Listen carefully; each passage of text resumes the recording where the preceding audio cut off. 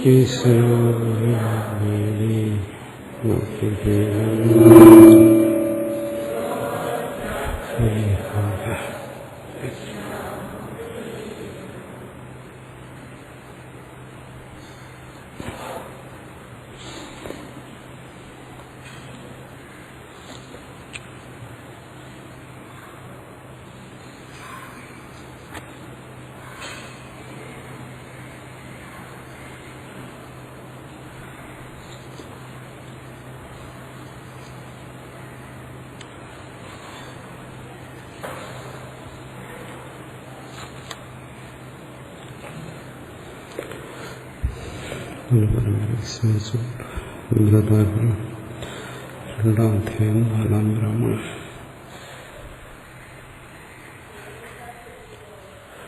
തസ്മദാത്മാവാരെ ദ്രഷ്ടവ്യോ ദർശനഃ ദർശനവിഷയം ആപാദയിതവ്യഃ.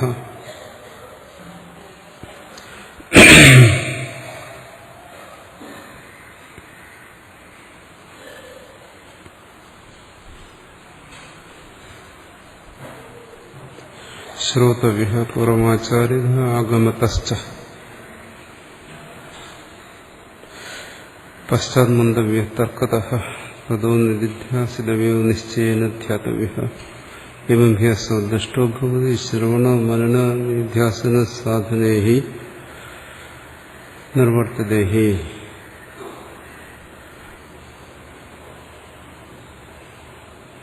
യദേകത്വം യഥാ ഏകത്വം യഥാ നിപഗതാനി തഥാ സമ്യക് ദർശനം ബ്രഹ്മേകത്വ വിഷയം പ്രസീദതി അന്യഥാ ശ്രവണമാത്രേണ.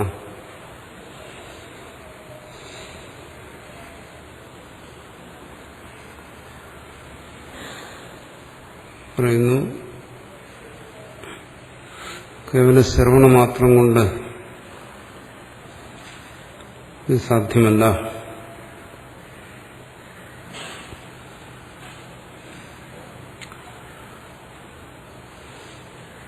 ശ്രവണം, മനനം, നിധിധ്യാസനം,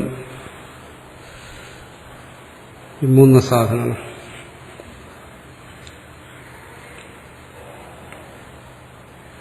യഥാ ഏകത്വം ഏതാനി ഭഗതാനി, ഇത് മൂന്നും ഒരുമിക്കണം, മൂന്നും ഒന്നാകണം, മൂന്ന് ഏകത്വത്തെ പ്രാപിക്കണം. തഥാ സമ്യക് ദർശനം ബ്രഹ്മേകത്വ വിഷയം പ്രസീദതി നാന്യഥാ ശ്രവണം മാത്രമേ. അപ്പോഴാണ് ഒന്നുകൂടി ഒരുമിക്കുമ്പോഴാണ് ബ്രഹ്മേകത്വ ജ്ഞാനത്തിന്റെ പൂർണ്ണത. ശ്രവണ മനനം കൂടാതെ നിധ്യാസനം സാധ്യമല്ല. അത് ആദ്യം പറഞ്ഞു എന്താണ്? ആത്മാവാരെ ദ്രഷ്ടവ്യം. ഇവിടെ ശ്രോതവ്യോ മന്ദവ്യോ നിധ്യാസിതവ്യ, അത് കഴിഞ്ഞ് ദ്രഷ്ടവ്യം, അങ്ങനെ ചില അർത്ഥം പറയുന്നു. ശ്രോതവ്യം മന്ദവ്യം നിധിധ്യാസിതം കഴിഞ്ഞ ദ്രഷ്ടവ്യം. ഇത് ശ്രവണമെന്ന നിധ്യാസനങ്ങളിലൂടെ ദർശനം, അങ്ങനെ പറയുന്നു. ഇത് പാഠം ഇങ്ങനെ: ആത്മാവരെ ദ്രഷ്ടവ്യ ശ്രോതവ്യോ മന്ദവ്യോ നിധിധ്യാസിതവ്യോ. ഈ ക്രമത്തിൽ അർത്ഥം പറയുന്നതിന് പാഠക്രമം എന്ന് പറയും. ആ ക്രമത്തെ വിട്ടിട്ട് ചിലർ പറയുന്നു ദ്രഷ്ടവ്യ എന്ന് പറയുന്ന സാക്ഷാത്കാരത്തെയാണ്. അതുകൊണ്ട് അർത്ഥക്രമത്തെ എടുക്കും. അപ്പോൾ ശ്രോതവ്യോ മന്ദവ്യോ നിധ്യാസിതവ്യോ സാക്ഷാത്കാരാണ്. പക്ഷെ ഇവിടെ ബൃഹദാരണ്യ ഭാഷ്യത്തെ സംബന്ധിച്ച് പ്രാമാണികമായിരിക്കുന്ന വാർത്തികമാണ് മുഖ്യം. വാർത്തികകാരന്റെ അഭിപ്രായമാണ് എല്ലാവരും ഇതിന്റെ വ്യാഖ്യാനത്തെ സ്വീകരിക്കുന്നു. വാർത്തികം പറയുന്ന അതിന്റെ ആവശ്യമില്ല. ദ്രഷ്ടവ്യ ശ്രോതവ്യ മന്ദവ്യോ നിധ്യാസിതവ്യ അത് മതി, അങ്ങനെ പോയാൽ മതി എന്നാണ്. അപ്പൊ ദ്രഷ്ടവ്യ എന്ന് പറഞ്ഞാൽ എന്താണ്? കഴിഞ്ഞ ദിവസം ചർച്ച ചെയ്താണ്. സർവമാത്മീത്യത പശ്യേത് ആത്മാനാത്മവിഭാഗവിത് ആത്മാ ദ്രഷ്ടവ്യ ഇത്യുക്ത്യ ഹേഷോ അർത്ഥോ അത്ര ഭിധീയതേ. ദ്രഷ്ടവ്യ എന്നുള്ള ആത്മാരെ ദ്രഷ്ടവ്യ മാത്രയോട് പറയുകയാണ്. ആത്മദർശനം. ഇവിടെ ശ്രോതവ്യോ മന്ദവ്യോ നിധ്യാസിതവ്യ. നിധ്യാസനം എന്താണെന്ന് കഴിഞ്ഞ ദിവസം നമ്മൾ പറഞ്ഞു. അപരായത്ത ബോധോ ഹി നിധ്യാസനമുച്യതേ എന്ന് പറഞ്ഞു. ആ നിധ്യാസനം വരെ എത്തിക്കഴിഞ്ഞാൽ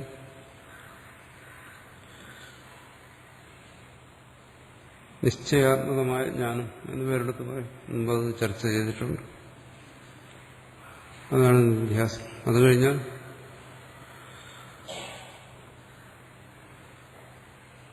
സർവമാത്മീത്യത പശ്യേ. ഒന്ന് തന്റെ സാക്ഷാത്കാരം, തന്റെ അനുഭവം, അതാണ് നിധ്യാസനം. അടുത്ത് വാർത്തകാരൻ പറയും ഇനി അതിനപ്പുറം ഒരു ജ്ഞാനമില്ല. നിധ്യാസനമാണ് അതിന്റെ അവസാനം, അതാണ് അതിന്റെ പൂർണ്ണത. അത് ആത്മനിഷ്ഠമായ അറിവ്. ഇവിടെ പറഞ്ഞു ബ്രഹ്മൈകത്വ ബോധം. അങ്ങനെ തന്നെ അറിഞ്ഞാൽ, ഇവിടെ ശ്രവണ മനന നിധ്യാസനം തന്നെ സംബന്ധിച്ചാണല്ലോ. താൻ ആരാണെന്നാണല്ലോ അറിയുന്നത്. തന്നെ അങ്ങനെ അറിഞ്ഞു കഴിഞ്ഞാൽ പിന്നെ ഈ ലോകത്തെ എങ്ങനെ കാണണം? തുടർന്നു വരുന്ന ഭാഗങ്ങളും അതാ പറയുന്നു. അതാണ് ഇവിടെ പറഞ്ഞത് സർവമാത്മീത്യത പശ്യേ. സർവത്തെയും ആത്മാവിനെ കാണണം. ഈ ബോധത്തിൽ തന്നെ മാത്രം പോരാ, താൻ മാത്രമല്ല ആത്മാ. ആത്മബോധം കേവലം ഒരു വ്യക്തി തന്നെ സംബന്ധിച്ചുള്ള ഒരറിവല്ല. അത് ഈ ലോകത്തെ സംബന്ധിച്ച്, പ്രപഞ്ചത്തെ സംബന്ധിച്ചുള്ള ഒരറിവാണ്. അവിടെ താൻ, പ്രപഞ്ചം, അങ്ങനെ ഒരു ഭേദമില്ല. എന്നാലും ഇവിടെ പറയുന്ന ബ്രഹ്മൈകത്വം അത് സംഭവിക്കത്തുള്ളൂ. ഈ തന്നെ എന്തെങ്കിലുമായിട്ട് അറിഞ്ഞിട്ട് എന്താ വിശേഷം?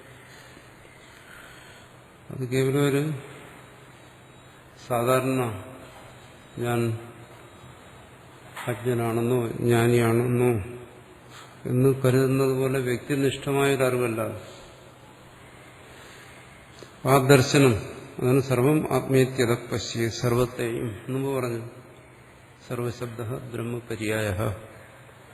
സർവം എന്ന് പറയുന്ന ശബ്ദം തന്നെ ബ്രഹ്മത്തിന്റെ പര്യായമാണ്. ആത്മാനാത്മവിഭാഗവിത്. ആത്മാനാത്മവിഭാഗത്തെ അറിയുന്നവൻ.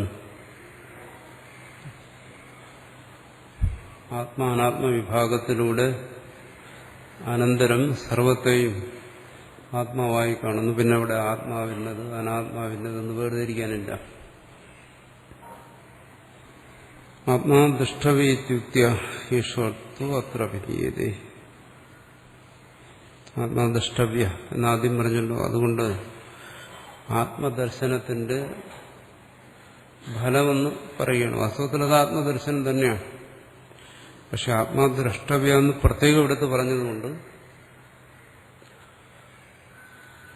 ആത്മസാക്ഷാത്കാരത്തിന്റെ ഒരു സവിശേഷതയെ പറയുന്നതാണ്. സർവത്തെയും ആത്മാവായി കാണുക. അപ്പോൾ അത് അത് മുഖ്യം എന്താണ്?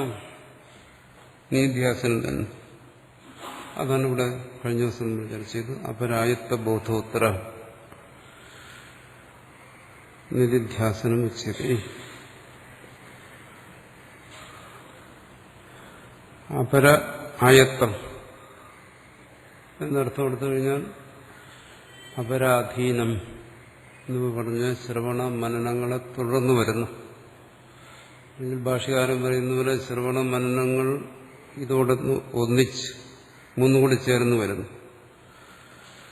ആ ബോധമാണ് ഇവിടെ നിധിധ്യാസനം എന്ന് പറയുന്നത്. ബോധം ആണ്.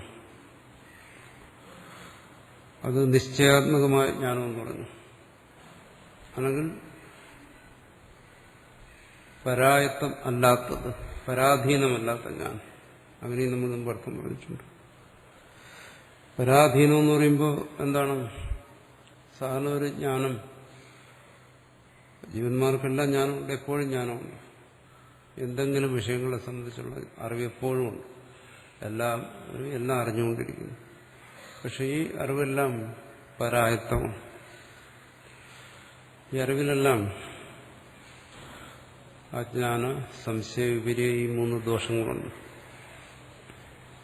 അതിനോട് പറയും അപ്രാമാണ്യ അസ്കന്ധിതം എന്ന് പറയും.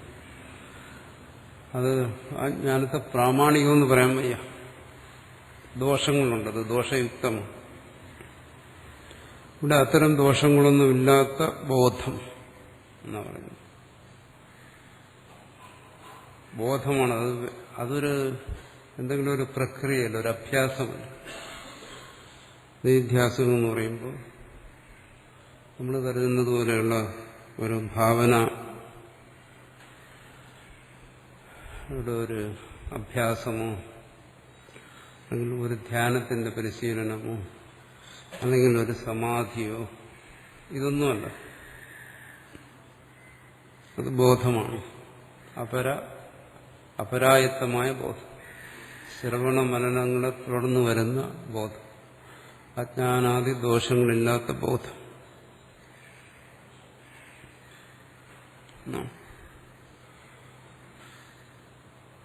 നിധ്യാസനം ഉച്ചതേ. ഈ ബോധത്തിനപ്പുറം പിന്നീടൊന്നുമില്ല. ആ ബോധത്തിന്റെ സവിശേഷത ആണ് പറഞ്ഞെന്താണ്? സർവം ബ്രഹ്മേ ത്യതപശ്യേ മുമ്പ് പറഞ്ഞു. അതാണ് സർവത്തെയും ബ്രഹ്മമാണെന്ന് അറിയുന്നു. തന്നെ കുറിച്ച് അറിഞ്ഞു കഴിഞ്ഞാൽ തന്റെ മുമ്പിൽ ലോകം അവശേഷിക്കുന്നുണ്ടല്ലോ. ലോകത്തെക്കുറിച്ച് എന്തറിയും? ഇപ്പൊ തന്നെക്കുറിച്ച് അറിഞ്ഞത് തന്നെ ലോകത്തെക്കുറിച്ച് അറിയാനുള്ള കൂടുതലായിട്ടൊന്നുമില്ല. ആ ബ്രഹ്മൈകത്വ ബോധം തന്നെ പൂർവയോരവധിത്വേന തതുപന്യാസ ഇഷ്യത്തെ. ശ്രവണം മനനത്തിന് വേറിട്ടെടുത്തു കഴിഞ്ഞാൽ എന്താണ് ശ്രവണ? അത് ഇനി പറയും.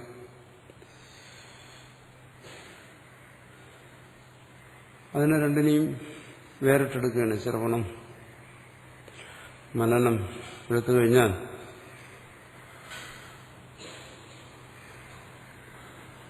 പൂർവയോരവധിത്വം, ആ രണ്ടെണ്ണത്തിന്റെ അവധി എന്ന് പറഞ്ഞാൽ ആ രണ്ടെണ്ണവും പൂർണ്ണമാകുന്നത് എവിടെയാണോ അത് ആ ശ്രവണ മരണങ്ങളുടെ പൂർണ്ണത.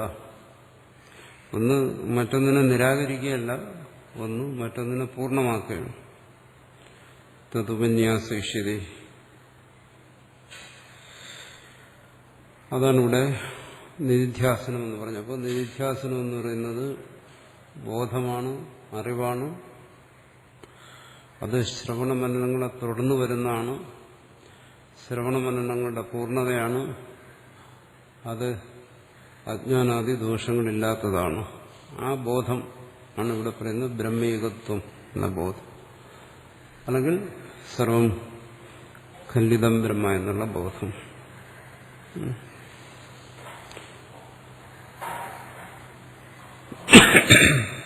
ശ്രവണാദി ക്രിയാതാവത് കർത്തവ്യേഹ പ്രയത്നതഃ യാവത് യഥോക്തം വിജ്ഞാനം ആവിർഭവതി ഭാസ്വരം.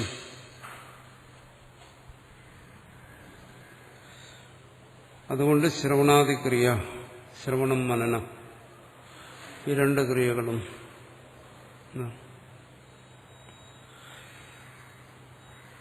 കർത്തവ്യ പ്രയത്നത. ഇവിടെ ഈ ആത്മജിജ്ഞാസുവിന്റെ മാർഗത്തിൽ പ്രയത്നപൂർവം ചെയ്യേണ്ടത് എന്താണ്? ശ്രവണാദിക്രിയ. ശ്രവണാദി ക്രിയകളാണ്. ശ്രവണമനനങ്ങളും ക്രിയയാണ്, മാനസികമായ ക്രിയ, മനസ്സുകൊണ്ട് അനുഷ്ഠിക്കുന്ന വ്യാപാരം. അതാണ് അത് പ്രയത്നത. വളരെ യത്നിച്ച് തന്നെ അത് അനുഷ്ഠിക്കണം.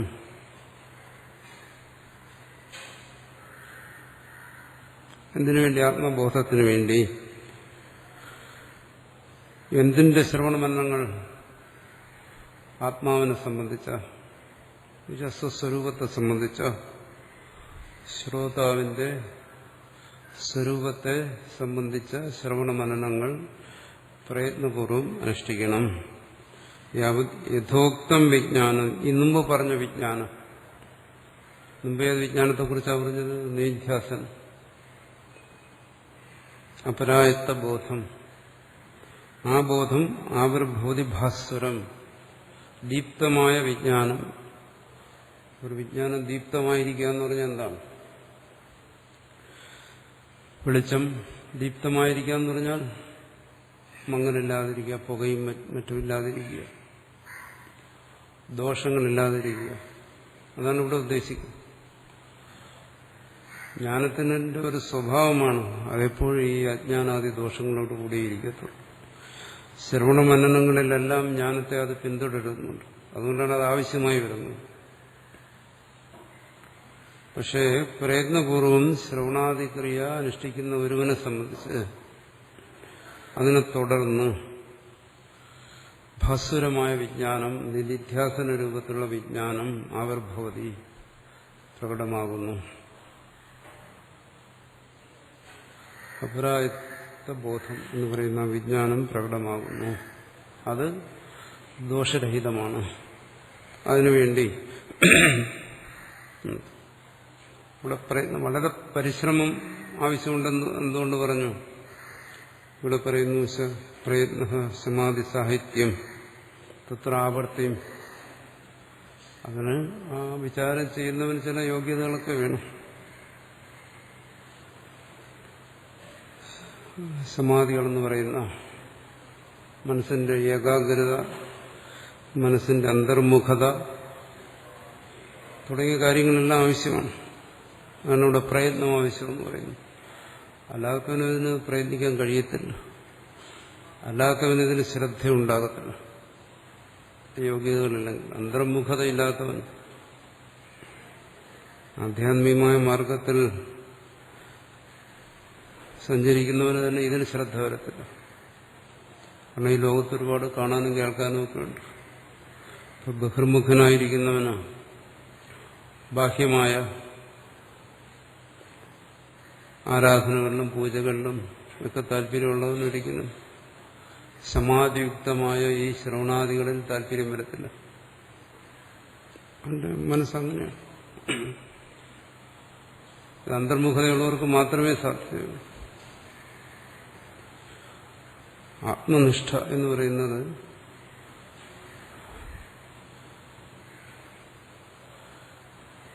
അന്തർമുഖതയുള്ളവനെ പറ്റൂ. ആധ്യാത്മികമായ മാർഗത്തിൽ തന്നെയെങ്കിൽ ബഹിർമുഖനത സാധ്യത. അവനെ ആകർഷിക്കുന്ന ആധ്യാത്മിക വിഷയങ്ങൾ ബാഹ്യമായി തന്നെയുണ്ട്.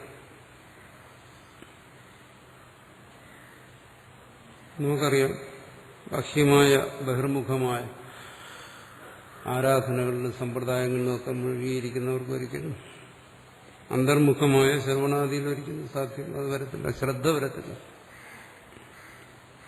ഇത് പ്രയത്നത വളരെ പ്രയത്നപൂർവ്വം ചെയ്യേണ്ടതാണ്. മറ്റുള്ളവരും പ്രയത്നിക്കും. അത് ബഹിർമുഖമായ കസിദ്ധീര പ്രത്യേകാത്മാനം ആവർത്തചക്ഷു.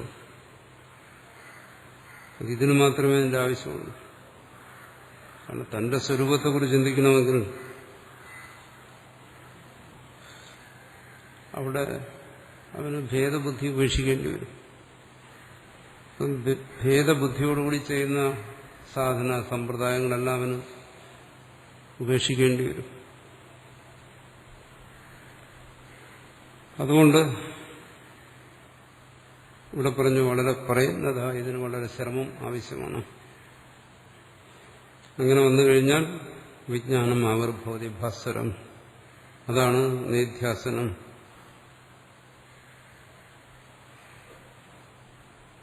ഒരു ആഗമാ ദർശനം പൂർവം ആഗാമ ആചാര്യതോ മധി ത്രയാണമപി സംഗാനാൻ ശാസ്ത്രാചാര്യമനാം സ്ഥിരം.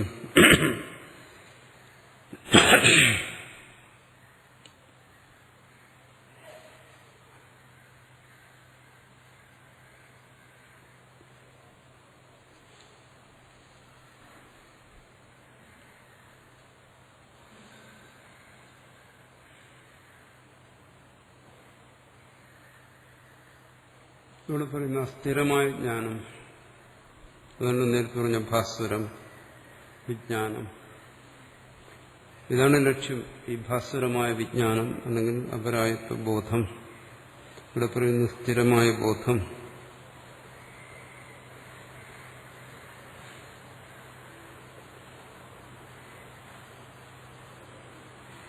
ഇതിന്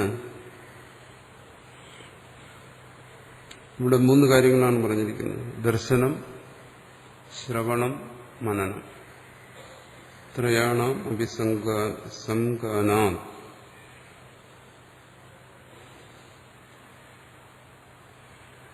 അത് ആഗമ ദർശനം പൂർവം. അതല്ലോ ഇത് ഈ പറയുന്നവര് ഇതെഴുതിയ കാലത്ത് അവരുദ്ദേശിച്ചിരിക്കുന്നത് വൈദികരെ ഉദ്ദേശിച്ചിട്ടാണ്, വേദാധ്യയനം ചെയ്യുന്നവരെ ഉദ്ദേശിച്ചു. നമ്മളെപ്പോലുള്ളവരെ എന്നിവർ മനസ്സിൽ കണ്ടിരുന്നില്ല. അതുകൊണ്ട് ആത്മാവാരെ ദ്രഷ്ടവ്യ എന്ന് പറഞ്ഞത് ആ ദർശനം അത് ആഗമത്തിൽ നിന്ന് വരുന്ന ദർശനമാണ്. ചെറിയ പ്രായത്തിൽ തന്നെ ഉപനയനം ചെയ്ത് വേദാധ്യയനം ചെയ്ത് സാംഗം വേദാധ്യയനം ചെയ്ത് അവനുണ്ടാകുന്ന ജ്ഞാനം, അതിനാണ് ആദ്യം ദർശനമെന്ന് പറഞ്ഞത്. അത് വേദത്തിൽ നിന്ന് നേരിട്ട് കിട്ടുന്നതാണ്. വേദം കാരണം അവിടെ പറയുന്നുണ്ടല്ലോ, ആത്മേവേദം സർവം ബ്രഹ്മേവേദം സർവം തത്വമസി അഹം ബ്രഹ്മാസ്മി. 100 കണക്കിന് വാക്യങ്ങളുണ്ട്. ഈ വാക്യങ്ങളുടെ അധ്യയനം സ്വാധ്യായം കൊണ്ട് തന്നെ ഒരുവന് ദർശനം ഉണ്ടാകുന്നു, ജ്ഞാനം ഉണ്ടാകുന്നു. എങ്ങനെയാണോ കർമ്മകാണ്ഡത്തെക്കുറിച്ച് അറിവുണ്ടാകുന്നത്, അതുപോലെ വേദത്തിൽ നിന്ന് ആത്മാവിനെ കുറിച്ചും അറിവുണ്ടാകുന്നു, ജ്ഞാനകാണ്ഡത്തിൽ നിന്ന്, ഉപനിഷത്തിൽ നിന്ന്. അതിനാണ് ആദ്യം പറഞ്ഞിരിക്കുന്ന ആത്മാവാരെ ദ്രഷ്ടവ്യ.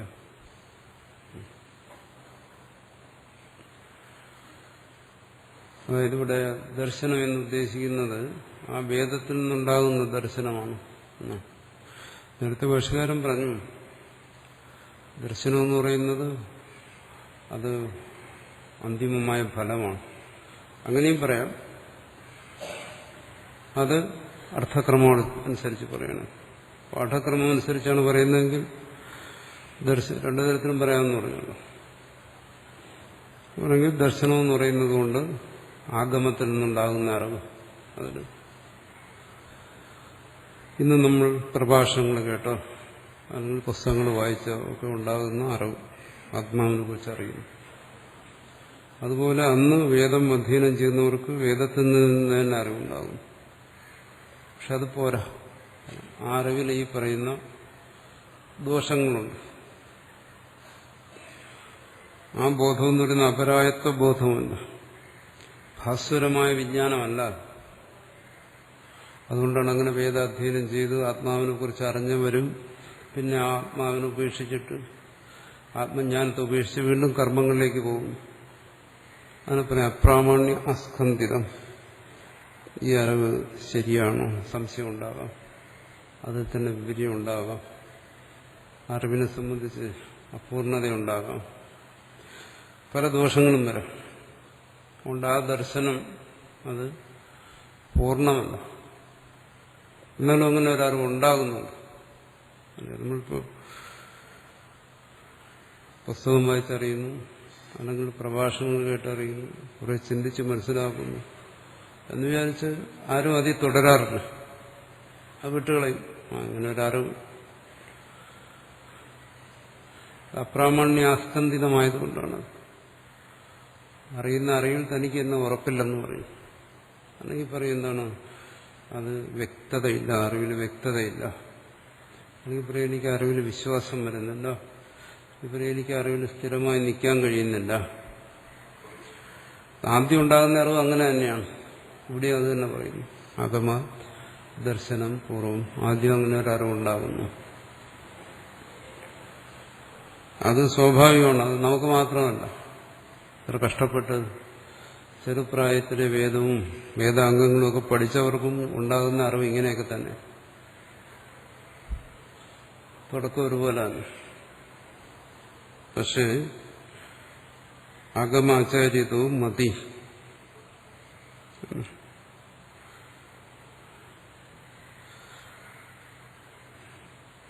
തുടർന്ന് മനനം, ശ്രവണ മനനം രണ്ടിനും കൂടെ ചേർത്ത്. ആ ശ്രവണ മനനങ്ങൾക്ക് ഈ വേദം പോരാ. വേദം എന്നുണ്ടായി നമുക്കറിയാൻ വയ്യ. അതുമുതലേ വേദം പഠിക്കുന്നുണ്ട് ആൾക്കാർ, വേദത്തെ വ്യാഖ്യാനിക്കുന്നുണ്ട്. പക്ഷെ അവിടെ വേദം പഠിച്ചവരൊന്നും ഇതിന്റെ വഴിക്ക് വന്നിട്ടില്ല. കർമ്മത്തിലേക്കാ പോയി. കർമ്മ അല്ലെങ്കിൽ ഉപാസനകൾ, കർമ്മസംബന്ധിയായ ഉപാസനകൾ, ഈ രണ്ടു വഴിക്കാ പോയി. ഈ പറയുന്ന ആത്മീകത്വ ബോധത്തിലേക്ക് വന്നില്ല. എന്തുകൊണ്ടത് വരാത്തത്? അവിടെ ഒന്നിന്റെ കുറവുണ്ടായിരുന്നു, ആചാര്യൻ. ഇതിന്റെ താല്പര്യം ഇന്നതാണെന്ന് വ്യക്തമാക്കി കൊടുക്കാൻ ആണില്ലേ? അത് ഭാഷ്യകാരൻ അല്ലെങ്കിൽ ഗൗഡപാദാചാര്യർ അതുപോലുള്ള ആചാര്യന്മാരത് വ്യക്തമാക്കിയപ്പോഴാണ് മറ്റുള്ളവരത് മനസ്സിലാക്കുന്നത്. അപ്പോൾ ആഗമം മാത്രം പോരാ, ആചാര്യനും വേണം. അപ്പൊ ശരിയായ മതി ബോധം, അത് കേവലം വേദ അധ്യയനം കൊണ്ട് കിട്ടത്തില്ല. അതിന് ശ്രവണം ആവശ്യമാണ്. കേവല അധ്യയനമല്ല ശ്രവണമെന്ന് പറയുന്നത്. ആ താല്പര്യത്തെ നിർണയിക്കുന്നിടത്താണ് ശ്രവണമെന്ന് പറയുന്നത്. ഇന്നതാണ് ഇതിന്റെ താല്പര്യം. ആ താല്പര്യ നിർണയത്തിൽ വരുന്ന ദോഷങ്ങളെ, സംശയാദി ദോഷങ്ങളെ പരിഹരിക്കുന്നതാണ് മനനം. തുടർന്ന് ബോധം, നിധിധ്യാസനം. ഇപ്പോൾ ശ്രവണ മനനങ്ങൾക്ക് ആചാര്യം വേണം. വേദ അധ്യയനത്തിനും ആചാര്യം വേണം. പക്ഷെ അത് ഉപനയനം ചെയ്ത് വേദത്തെ ചൊല്ലിക്കൊടുക്കുന്ന ആചാര്യം. ഇന്നത്തെ പോലെ നമുക്ക് CD നോക്കി പഠിക്കാൻ പറ്റില്ല, ലിഖിതമല്ല. അതുകൊണ്ട് ഒരാൾ ചൊല്ലിക്കൊടുത്തേ പറ്റൂ. ഒരാൾ തന്റെ നാവിൽ ഉറപ്പിച്ചത് വേറൊരാളുടെ ചെവിയിലേക്ക് പകർന്നു കൊടുക്കുന്നു. അവിടെയും ഒരു ആചാര്യം വേണം. ഉപാധ്യായൻ, ആചാര്യൻ അവിടെയും വേണം. പക്ഷെ ശ്രവണ മനനങ്ങൾക്ക് അതുപോലെ ഇതിന്റെ താല്പര്യത്തെ ഗ്രഹിച്ച ഒരാൾ വേണം.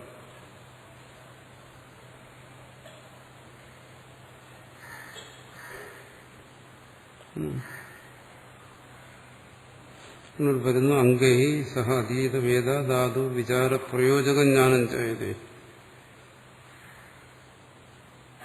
സാംഗമായി വേദത്തെ അധ്യയനം ചെയ്യുന്നവന്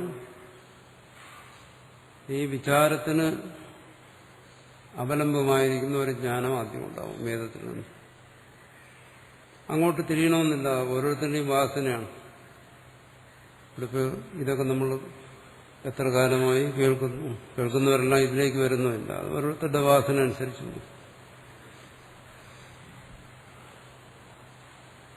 അന്തർമുഖത തുടങ്ങിയ യോഗ്യതകൾ ഉള്ളവനാണെങ്കിൽ ഇതിലേക്ക് തിരിയും. അങ്ങനെ തിരിഞ്ഞാലോ തഥാനു ആഗമാ അകാര്യേച്ഛ ശ്രവണം തതോ മതർ മനനം. തുടർന്ന് ആ ദർശനത്തെ തുടർന്ന് ഇങ്ങനെ ഒരു ആത്മാവുണ്ടെന്നുള്ള അറിവിനെ തുടർന്ന് ആഗമാത് ആചാര്യേച്ഛ, അവിടെ രണ്ടും വേണം, വേദവും വേണം, വേദത്തിന്റെ താല്പര്യത്തെ വെളിപ്പെടുത്താൻ ശേഷിയുള്ള ആചാര്യനും വേണം. ശ്രവണം, അപ്പോൾ വേദത്തിന്റെ ആ താല്പര്യം ഇന്നതാണ് എന്ന് ഭാഷ്യകാരനെ പോലെയുള്ള ആചാര്യന്മാർ വെളിപ്പെടുത്തുന്നത് വരെ നമുക്ക് ശ്രവണമില്ല. തത്വമാത്രം മനനം, അത് രണ്ടും പിന്നെ ചേർന്ന് വരും, ശ്രവണവും മനനവും. താല്പര്യത്തെ നിർണയിക്കുക, അതിൽ വരുന്ന തടസ്സങ്ങളെ മാറ്റുക, രണ്ടിനും കൂടെ ചേർത്ത് പറയുമ്പോൾ ശ്രവണ മനനം. ശാസ്ത്രാദിപുരിക്ക ശ്രവണസ്യ ആത്മധീ ഹേതുത്വേന ആത്മശബ്ദിത മനസ്സംഗാനാ പൂർണ്ണതയാനുഷ്ഠാന ത്രയാണാമപി സംഗാനാ ശാസ്ത്ര ആചാര്യാത്മന അസംഭാവനാദിശൂന്യം സ്ഥിരം ദൃഢം ബ്രഹ്മജ്ഞാനം നിധിധ്യാസനാഖ്യം ഭവതി. വ്യർത്ഥമായി പറയുകയാണ്. ബ്രഹ്മജ്ഞാനം എന്ന് പറയുന്നത് എന്താണോ? നിധിധ്യാസനാഖ്യം. നിധിധ്യാസനം ആഖ്യ, പേര് യസ്യ, അതാണ് നിധിധ്യാസനാഖ്യം. നിധിധ്യാസനം എന്ന് പറഞ്ഞു വരുന്ന ബ്രഹ്മജ്ഞാനം, അത് എങ്ങനെയുള്ള ബ്രഹ്മജ്ഞാനം? ദൃഢം, മുമ്പ് പറഞ്ഞു ഭാസ്വരം, അതിനൊന്നും പറഞ്ഞ അപരായത്വ ബോധം. ഇവിടെ പറയുന്നു സ്ഥിരം എന്ന് വെച്ചാൽ ദൃഢം, അചഞ്ചലമായ ജ്ഞാനം, ദൃഢബോധം. അത് ഭാഷ്യകാരൻ നേരത്തെ പറഞ്ഞിട്ടുണ്ട്, ദൃഢീഭവതി. അതിനിവിടെ പറയുന്നു. അതാണ് നിധ്യാസനം. ഇതിനെ സംബന്ധിച്ച് പലർക്കും പലതരത്തിലുള്ള തെറ്റിദ്ധാരണകളുമുണ്ട്. അതുകൊണ്ടാണ് ഞാനിത് വീണ്ടും വീണ്ടും ആവർത്തിച്ച് പറയുന്നത്. ഇത് ഈ വാർത്തയൊന്നും ഉദ്ധരിക്കാതെ തന്നെ മുമ്പ് പറഞ്ഞിട്ടുണ്ട്, വിശദീകരിച്ചിട്ടുണ്ട്. ഇപ്പം എന്നോട് പലരും ചോദിച്ചിട്ടുണ്ട്, ഇതൊക്കെ എവിടെയാ പറഞ്ഞിരിക്കുന്നത്? സ്വന്തം കൽപ്പനയാണോ ഇതൊക്കെ? ഇതെന്താ പ്രമാണം? പലരും ചോദിച്ചിട്ടുണ്ട്. ഇപ്പോൾ ഇവിടെ അത് വ്യക്തമാണ്. ഇതൊന്നും ഞാൻ വെറുതെ എന്റെ സങ്കല്പത്തിൽ പറഞ്ഞതല്ല, ഭാവനയിൽ ഒന്നും വ്യാഖ്യാനിച്ചതല്ല. ഇതൊക്കെ ആചാര്യന്മാര് രേഖപ്പെടുത്തി വെച്ചിട്ടുള്ള കാര്യങ്ങളാണ്. കേൾക്കുന്നവന് വിവരമില്ലാത്തതിന് ഞാനെന്ത് വിളിച്ചു? എന്റെ കുറ്റമല്ലല്ലോ.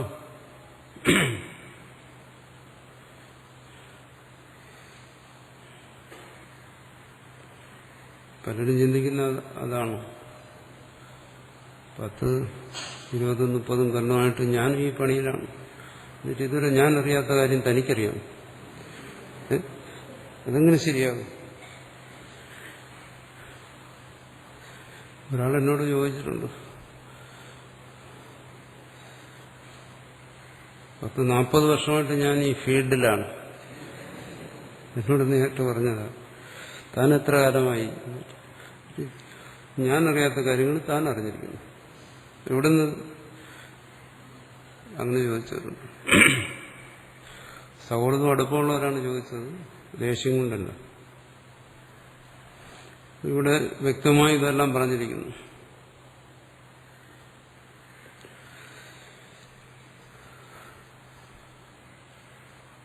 അപ്പോൾ എന്താണ്? ശ്രവണം, ദർശനം, ശ്രവണം, മനനം, ഈ മൂന്നും. സംഗാന, അതിന്റെ സംഗാനം ഇവിടെ പറയുന്നു. പൂർണ്ണതയ അനുഷ്ഠാനം.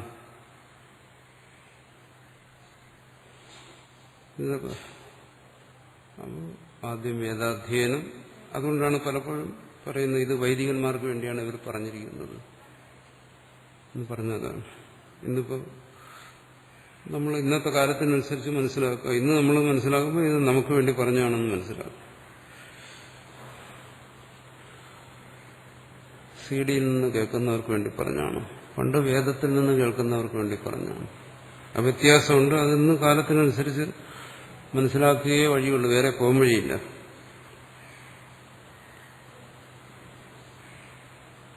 ഈ മൂന്നിന്റെയും പൂർണ്ണമായ അനുഷ്ഠാനം കൊണ്ട്, വേദാധ്യയനം, ശ്രവണം, മനനം, ഇതുകൊണ്ട് അസംഭാവനാദിശൂന്യം, ദോഷശൂന്യമായ, ഇത് തന്നെ അസംഭാവന, വിപരീത ഭാവന എന്നൊക്കെ പറയുന്നത് ഇത് തന്നെ ദോഷങ്ങളെന്ന് മനസ്സിലാക്കിയാൽ മതി. സാങ്കേതികമായ അതിനെ പലതരത്തിൽ പറയും. ദൃഢം ബ്രഹ്മജ്ഞാനം, അതാണ് ബ്രഹ്മജ്ഞാനം. നിധിധ്യാസനം എന്ന ജ്ഞാനം ഭവതി ഉണ്ടാകുന്നു.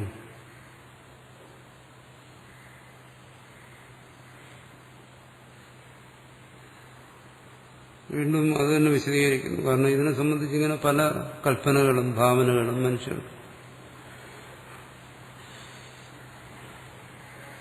മുറി വിദ്വാൻമാർ ഒരുപാട് വേണ്ടാധീനങ്ങൾ പ്രചരിപ്പിച്ചിട്ടുണ്ട്. നേരിട്ട് നമ്മൾ ഭാഷ്യത്തിൽ നിന്നോ അല്ലെങ്കിൽ പ്രാമാണികന്മാരായ ആചാര്യനിൽ നിന്നോ ആയിരിക്കില്ല പലപ്പോഴും ഇതൊക്കെ ഗ്രഹിക്കുന്നത്. വിവരക്കേടിന് ചെവി കൊടുക്കുന്നവരാ കൂടുതൽ. അതുകൊണ്ട് ഇവിടെ ആചാര്യൻ വീണ്ടും അതിനെ വിശദീകരിക്കുന്നു. പ്രതിപത്തി പുരാശാബ്ദി യാവന്ന മനുതേ ശ്രുതം ശ്രുത്വ മധ്വാദ തം സാക്ഷാത് ആത്മാനം പ്രതിപദ്യതേ.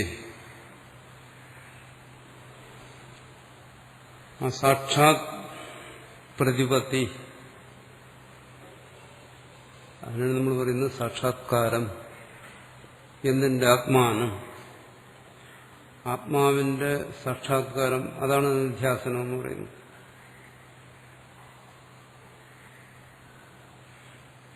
പിന്നെ ചിലടത്ത് പറയും എന്താണ് നിധ്യാസനത്തിന് ശേഷം സാക്ഷാത്കാരം എന്ന് പറയും. അങ്ങനെ എവിടെയെങ്കിലും പറഞ്ഞിട്ടുണ്ടെങ്കിലും അത് നമ്മൾ അസംബന്ധമെന്ന് കരുതണ്ട. കാരണം അവിടെ ഉദ്ദേശിക്കുന്നത് മുമ്പ് പറഞ്ഞ സർവം ആത്മാ എന്നുള്ള ജ്ഞാനം. താൻ ആത്മാവാണെന്ന് അറിയുന്നവന് തുടർന്ന് സർവം ആത്മാവാണെന്നുള്ള ബോധം ഉണ്ടാകുന്നു എന്നുള്ള കാര്യമാണ് അവിടെ അതുകൊണ്ട് ഉദ്ദേശിക്കുന്നത്. അല്ല, രണ്ട് ജ്ഞാനത്തല്ല ഉദ്ദേശിക്കുന്നത്. അത് രണ്ട് ജ്ഞാനമാണ്. നിധ്യാസനം എന്ന് പറയുന്ന ഒരു ജ്ഞാനം ഉണ്ടായി, പിന്നെ അത് കഴിഞ്ഞ് രണ്ടാമതൊരു ജ്ഞാനം, അല്ലെങ്കിൽ നിധ്യാസനം എന്ന് പറയുന്ന എന്തോ ഒരു അഭ്യാസം, ഒരു സർക്കസ് കാണിച്ച് അത് കഴിഞ്ഞിട്ട് പിന്നെ ഒരു ജ്ഞാനം, അതാണ് അവസാനത്തെ ജ്ഞാനം. അങ്ങനെയല്ല, അതല്ല അവിടെ ഉദ്ദേശിക്കുന്നത്. അങ്ങനെ പറയാറുണ്ട്. നിധ്യാസനത്തിന് ശേഷം ജ്ഞാനം.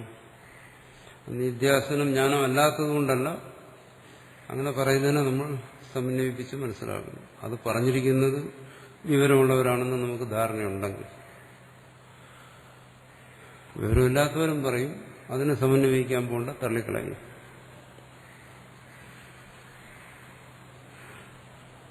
അക്കാര്യത്തിൽ ആചാര്യന്മാർക്ക് വ്യക്തമായ നിലപാടുകളുണ്ട്. പ്രതിപത്തി പുരാശാബ്ദി,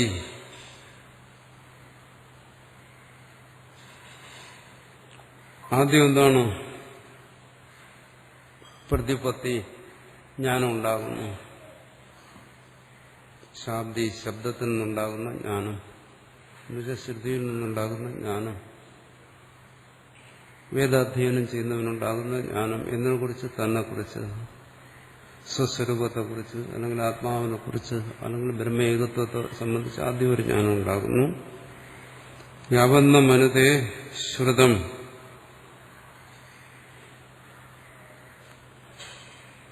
അത് മനനത്തിലെത്തുന്നതുവരെ അത് ശ്രവണജ്ഞാനമാണ്. ആ ജ്ഞാനം നമുക്കതിനെ ശ്രവണജ്ഞാനം എന്ന് പറയാം. എന്തുകൊണ്ട്? അത് ആചാര്യനിൽ നിന്ന് വേദം കേട്ടപ്പോൾ ഉണ്ടായ ജ്ഞാനമല്ലേ. അത് പോരെന്നാ പറയുന്നു. യാവന്ന മനുതേ ശ്രുതം, അത് മനനത്തിലൂടെ ദൃഢമാകുന്നതുവരെ അത് ശ്രവണജ്ഞാനം തന്നെ. എന്നുവെച്ചാൽ ആദ്യം അതൊക്കെ ഓരോ വ്യക്തിയുടെ യോഗ്യത അനുസരിച്ചാണ്. ഒരാൾ സ്വതേ അന്തർമുഖനാണ്, ഏകാഗ്രതയുള്ളവനാണ്, സമാധി ഗുണങ്ങളെല്ലാം ഉള്ളവനാണ്. അവന് സ്വർഗത്തിലും കർമ്മത്തിലും ഒന്നുമുള്ള വാസനയില്ല, ആഗ്രഹങ്ങളില്ലെങ്കിൽ അവന് ആ ശ്രവണത്തിൽ നിന്ന് തന്നെ ശരിയായ ബോധം ഉണ്ടാകും. അതിനുള്ള പക്വത അവന് ഉണ്ടെങ്കിൽ. അല്ലെങ്കിൽ അവന് ശ്രവണ മനനങ്ങളിലൂടെ ആ തത്വത്തെ ദൃഢമാക്കേണ്ടി വരും. കാരണം ബുദ്ധി ഉറക്കത്തില്ല. നമുക്കൊക്കെ സംഭവിക്കുന്നു പോലെ വീണ്ടും അതിനെ ചിന്തിക്കേണ്ടി വരുന്നു, ബുദ്ധിയെ ദൃഢമാക്കേണ്ടി വരുന്നു, അതിനെ വ്യക്തമാക്കേണ്ടി വരുന്നു. കാരണം ഇതെല്ലാം എഴുതിയ ഈ വാർത്തകാരനും അവസാനം എഴുതിയിരിക്കുന്ന എന്താണ്? ഇത്രയും വ്യക്തമായി ഈ തത്വത്തെ വ്യക്തമാക്കി ആചാര്യനും അവസാനം പറഞ്ഞിരിക്കുന്ന എന്താണ്? മമ ബോധ വിശുദ്ധയെ.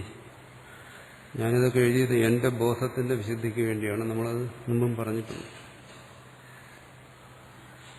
എന്റെ ബോധത്തിൽ വരുന്ന ദോഷങ്ങളെ പരിഹരിക്കാൻ വേണ്ടിയാണ് എന്നാണ്. അപ്പോൾ മനനം അതിനാവശ്യമാണ്. അത് തുടരണം, തുടർന്ന് തന്നെ തീരണം. ഇങ്ങനെ ശ്രുത്വ മത്വ, അങ്ങനെ ശ്രവണത്തിലൂടെ മനനത്തിലൂടെ താല്പര്യത്തെ നിർണയിച്ച് അതിലുള്ള ദോഷങ്ങളെ പരിഹരിച്ച് തം സാക്ഷാത് ആത്മാനം പ്രതിപദ്ധ്യതേ, സ്വസ്വരൂപത്തെ സാക്ഷാത്കരിക്കുന്നു. അതാണ് നിധിധ്യാസനം.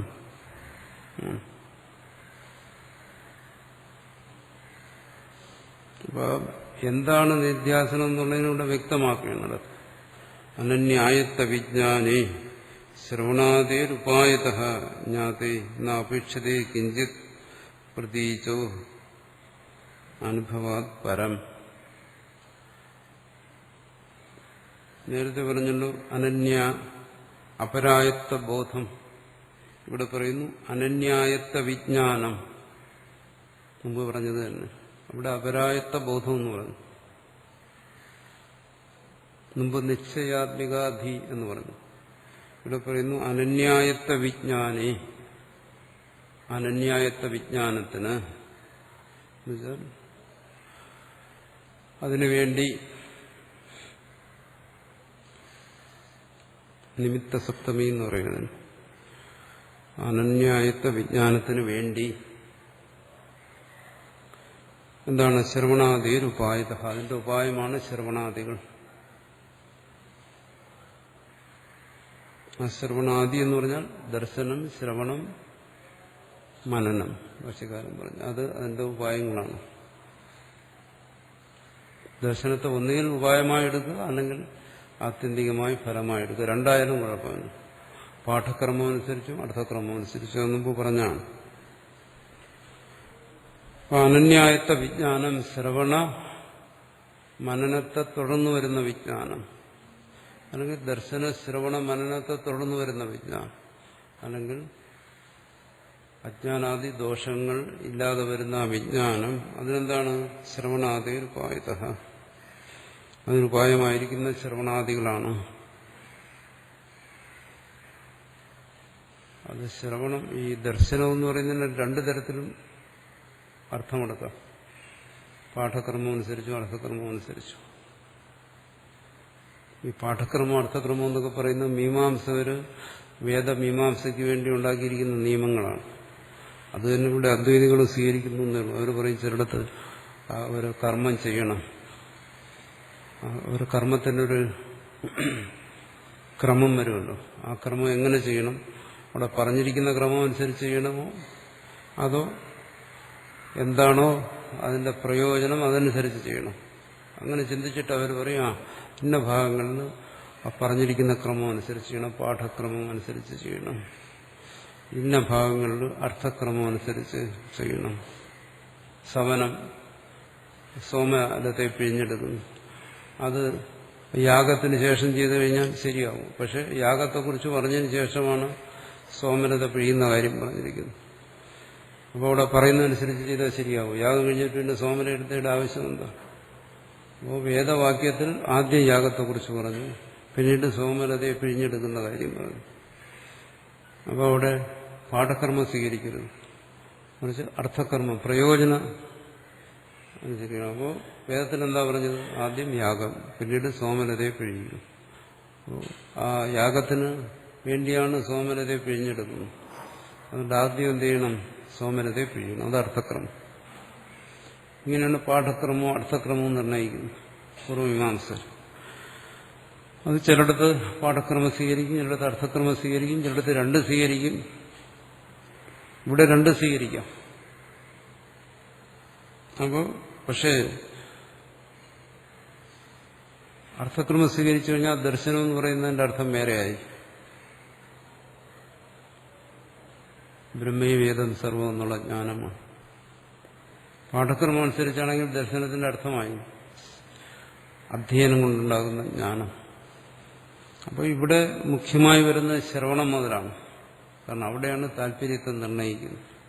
അവനോട് പറഞ്ഞ് ശ്രവണാദി, പലയിടത്തും പറയുമ്പോൾ ദർശനാദി എന്ന് പറയാറില്ല. ശ്രവണാദി, ശ്രവണമനനം, അതാണ് ഉപായം. എന്തിന്? നിധിധ്യാസനത്തിന്. ജ്ഞാതേ നാപേക്ഷതേ കിഞ്ചിത് പ്രതീചോ അനുഭവാത് പരം. അനന്യായത്വ വിജ്ഞാനേ ജ്ഞാതേ ജാതേ, ജ്ഞാതേ എന്നുള്ള ജാതേ കണ്ണുപിടിക്കുന്നില്ല. അനന്യായത്വ വിജ്ഞാനേ ജാതേ എന്നാണ്. അനന്യായത്വ വിജ്ഞാനം ഉണ്ടായ, എന്നുവെച്ചാൽ ഇവിടെ പറയുന്ന നിധിധ്യാസനം എന്നുള്ള ജ്ഞാനം ഉണ്ടായിക്കഴിഞ്ഞാൽ അതെന്താണ്? പ്രതീജ അനുഭവ, അത് സ്വസ്വരൂപത്തിന്റെ അനുഭവമാണ്. നിശ്ചയാത്മകമായ ജ്ഞാനം അതിന്റെ അനുഭവമാണ്. ലോകത്തിന് നമുക്കിങ്ങനെ അറിയാം. എന്റെ മുമ്പിലിരിക്കുന്ന ഇത് പുസ്തകമാണ്, ഞാനിത് പുസ്തകമാണെന്ന് ബോധിക്കുന്നു. എനിക്കൊരു സംശയമില്ല, എനിക്ക് ഭ്രാന്തിയില്ല ഇക്കാര്യം. മറ്റെന്തെങ്കിലുമാണെന്ന് എനിക്കൊരു ഭ്രാന്തിയില്ല, ഇതിനെക്കുറിച്ച് അറിവില്ലായ്മയില്ല. ഇത് പുസ്തകമാണോ അതേ പേനയാണോ എന്ന് സംശയമില്ല. അങ്ങനെ ഈ പുസ്തകത്തെക്കുറിച്ച് എനിക്ക് വ്യക്തമായൊരു ജ്ഞാനം ഉണ്ടായാൽ, ഈ ജ്ഞാനമില്ലാതെ പുസ്തകത്തെക്കുറിച്ചുള്ള അനുഭവം വേറെന്താ? ജ്ഞാനം തന്നെയാണ് അനുഭവം. ജ്ഞാനവും അനുഭവവും രണ്ടല്ല.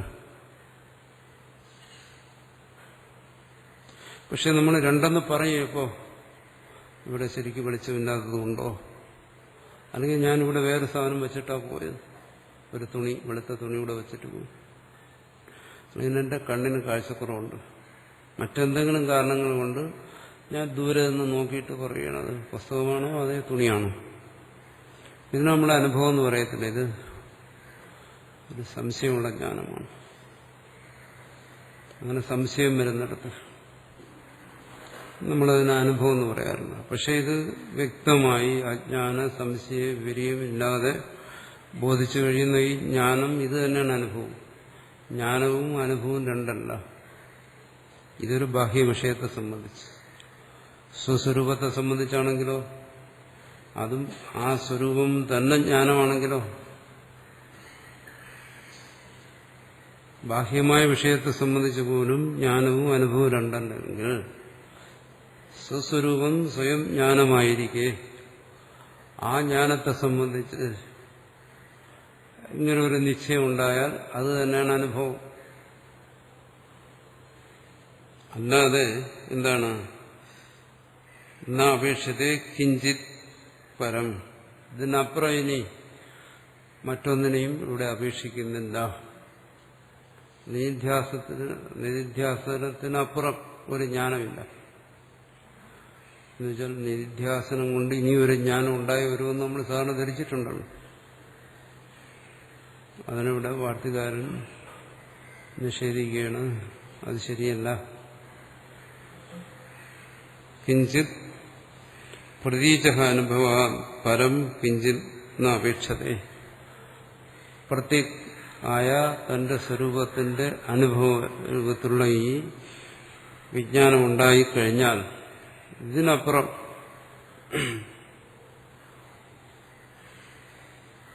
ആത്മബോധം എന്നുള്ളതിന് മറ്റൊന്നിനെ ആശ്രയിക്കുന്നില്ല. പരമാവധി ആശ്രയിക്കുന്നത് മുമ്പ് പറഞ്ഞ സമാധിയുക്തമായ ശ്രവണാദി സാധനങ്ങളെയാണ്, ശ്രവണ മനനങ്ങളെ, അല്ലെങ്കിൽ ദർശന ശ്രവണ മനനങ്ങളെയാണ്. അതിൽ നിന്നുണ്ടാകുന്ന അനന്യായത്വ വിജ്ഞാനത്തിനപ്പുറം വിദ്വാൻ മറ്റൊന്നിനെ അപേക്ഷിക്കുന്നില്ല, മറ്റൊന്നും ആഗ്രഹിക്കുന്നില്ല. ഇനി എനിക്കൊരു ജ്ഞാനം വേണം, എനിക്കിനി ഒരു സാക്ഷാത്കാരം വേണം, എനിക്കിനി ഒരു അനുഭവം വേണം. അങ്ങനെയൊന്നും വിവേകമുള്ളവൻ ഒന്നും ആഗ്രഹിക്കുന്നില്ല. വിവേകമില്ലാത്തവരാഗ്രഹിക്കും. അവരുടെ കാര്യം ഇവിടെ ചർച്ച ചെയ്തിട്ട് കാര്യമില്ല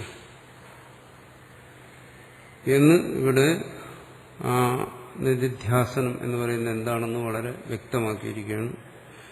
ഇനി കാര്യത്തിൽ ആർക്കും സംശയം ഉണ്ടാകും എന്ന് ഞാൻ കരുതുന്നില്ല. അങ്ങനെ ഇനിയും സംശയം ഉണ്ടാവുകയാണെങ്കിൽ അതിന് ഇതെല്ലാം വരുന്നു.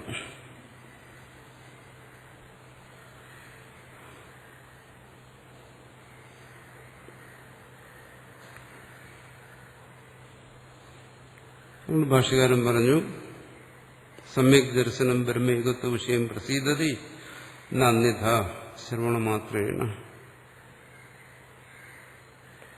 യത് ബ്രഹ്മക്ഷത്രാദി കർമ്മനിമിത്തം വർണ്ണാശ്രമാദിലക്ഷണം ആത്മന്യവിദ്യ അധ്യാരോപിത പ്രത്യയവിഷയം ക്രിയാകാരകഫലാത്മകം അവിദ്യാപ്രത്യയവിഷയം രജ്വാമിവ സർവപ്രത്യ തതുപമർദ്ദനാർത്ഥം ആഹാ. നേരത്തെ പറഞ്ഞല്ലോ, ഇങ്ങനെ ഒരു ബോധം ഉണ്ടാകുന്നതിന് അന്തർമുഖത ആവശ്യമാണ്.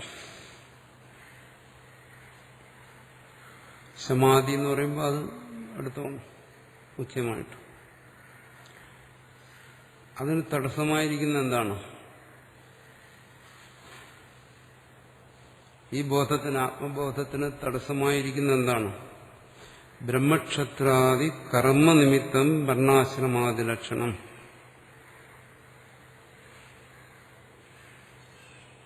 ബ്രഹ്മക്ഷത്രാദി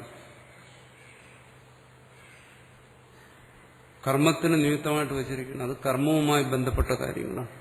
ബ്രഹ്മക്ഷത്രം എന്ന് പറയും തൊഴിലുമായി ബന്ധപ്പെട്ട കാര്യങ്ങളാണ്. ആത്മബോധവുമായതിന് യാതൊരു ബന്ധവുമില്ല.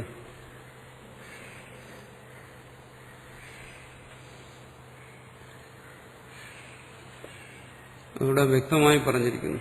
അത് ശരിയാണ്. കാരണം പഴയകാലത്ത് മനുഷ്യൻ പല ഗോത്രങ്ങളായി തിരിഞ്ഞിരുന്നു. അപ്പോൾ പലതരത്തിലുള്ള പ്രവൃത്തികൾ ചെയ്തിരുന്നു ഓരോ ഗ്രൂപ്പിൽ. അപ്പോൾ അതുകൊണ്ട് ബ്രാഹ്മണൻ, ക്ഷത്രിയൻ, വൈശ്യൻ, ശൂദ്രൻ എന്നെല്ലാം പറയുന്നത് കർമ്മനിമിത്തമായിട്ടുള്ളതാണ്. അത് വർണ്ണമായി, ആശ്രമമായി, വർണ്ണാശ്രമാദി ലക്ഷണം. അത് വർണ്ണമായും ആശ്രമമായും പിരിച്ചിരിക്കുന്നു. വർണ്ണമായി പിരിക്കുമ്പോൾ അതിനെ ബ്രാഹ്മണൻ, ക്ഷത്രിയൻ, വൈശ്യൻ, ശൂദ്രൻ എന്ന് പറയും. ആശ്രമമായി പിരിക്കുമ്പോൾ ബ്രഹ്മചര്യം, വാനപ്രസ്ഥം,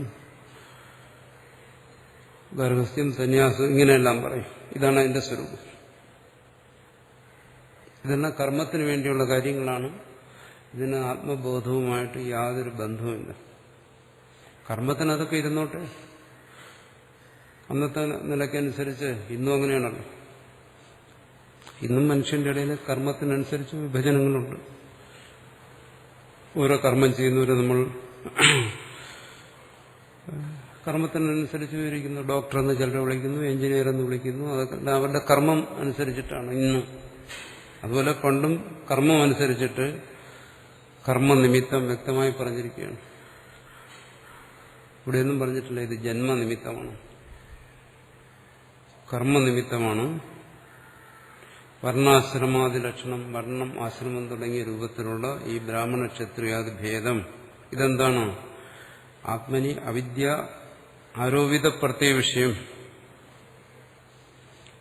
ഓരോരുത്തരും തന്നിൽ ഉള്ള അജ്ഞാനം കൊണ്ട് ആരോപിക്കുന്നതാണ് താൻ. ഇവിടെ പറയുന്ന ആത്മവസ്തുവാണ് താൻ, ആത്മതത്വമാണ് താൻ. അതറിയാത്തതുകൊണ്ട് ആത്മനി അവിദ്യ അധ്യാരോപിതം, അതറിയാത്തതുകൊണ്ട് പല അറിവുണ്ടാകും. പരമാർത്ഥത്തെ അറിയാത്തത് കൊണ്ടുണ്ടാകുന്ന അറിവ് കൊണ്ട് ആരോപിതമാണ്, കൽപ്പിതമാണ്. കൽപ്പിതമായ ആ അറിവിന്റെ വിഷയമാണിത് ബ്രാഹ്മണൻ ക്ഷത്രിയൻ എന്നെല്ലാം പറയുന്നത്. ക്രിയാകാരക ഫലാത്മകം. ഇതിന്റെ സ്വഭാവം എന്താണ്? ഇത് കർമ്മനിമിത്തമായതുകൊണ്ട് ഈ കൽപ്പനകൾ ഒരാളിൽ വന്നു കഴിഞ്ഞാൽ അത് അവിടെ ക്രിയാകാരകം ഫലം ഇതെല്ലാം അവന് സംഭവിക്കും. ഇതിന്റെ മൊത്തം രൂപം അതാണ്. താൻ ബ്രാഹ്മണനാണ്, അതിന്റെ കർമ്മം ചെയ്യുന്നു. ക്ഷത്രിയനാണ്, അവന്റെ കർമ്മം ചെയ്യും. വൈശ്യൻ വൈശ്യന്റെ കർമ്മം ചെയ്യും. ശൂദ്രൻ ശൂദ്രന്റെ കർമ്മം ചെയ്യും. ചണ്ടാളൻ ചണ്ടാളന്റെ കർമ്മം ചെയ്യും. ഇതെല്ലാം ക്രിയാകാരക ഫലാത്മകമാണ്, ക്രിയാകാരക ഫലരൂപത്തിലുള്ളതാണ്. മൊത്തത്തിൽ എന്താണ് പറയുന്നത്? ഇത് അവിദ്യാപ്രത്യവിഷയം. ഇതെല്ലാം അജ്ഞാനം കൊണ്ടുള്ള കൽപ്പനകളാണ്.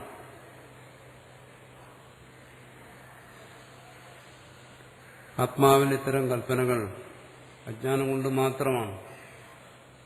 അറിവില്ലായ്മ കൊണ്ട് കൽപ്പിക്കുന്നതാണ് ഈ ജാതിഭേദം, വർണ്ണഭേദം, ആശ്രമഭേദം.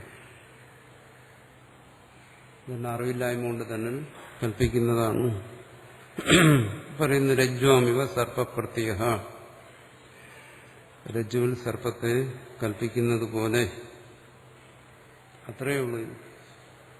രജ്ജുവിൽ സർപ്പത്തെ കൽപ്പിക്കുന്നത് പോലെ തന്നിൽ ഈ ഭേദത്തെ കൽപ്പിക്കുന്നു. ശരി, കൽപ്പനയാണെന്നറിഞ്ഞാൽ ശരി. കൽപ്പനയാണെന്നറിയാതെ പിന്നീട് അതിൽ അഭിമാനിക്കുന്നു.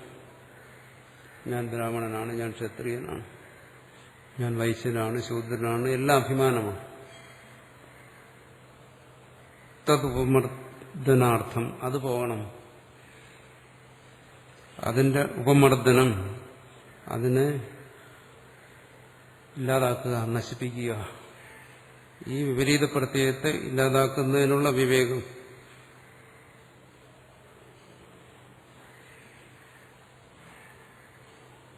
അതാവശ്യമാണ്. അതിനുവേണ്ടി പറയുന്നു. എന്താണ്?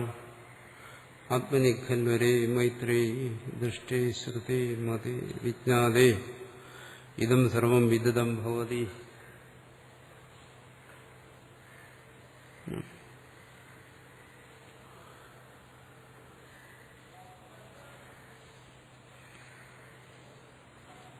ആത്മനിഖല്യരേ മൈത്രേയി. ഈ മുമ്പ് പറഞ്ഞ ശ്രവണമന നിധ്യാസനങ്ങൾ കൊണ്ട്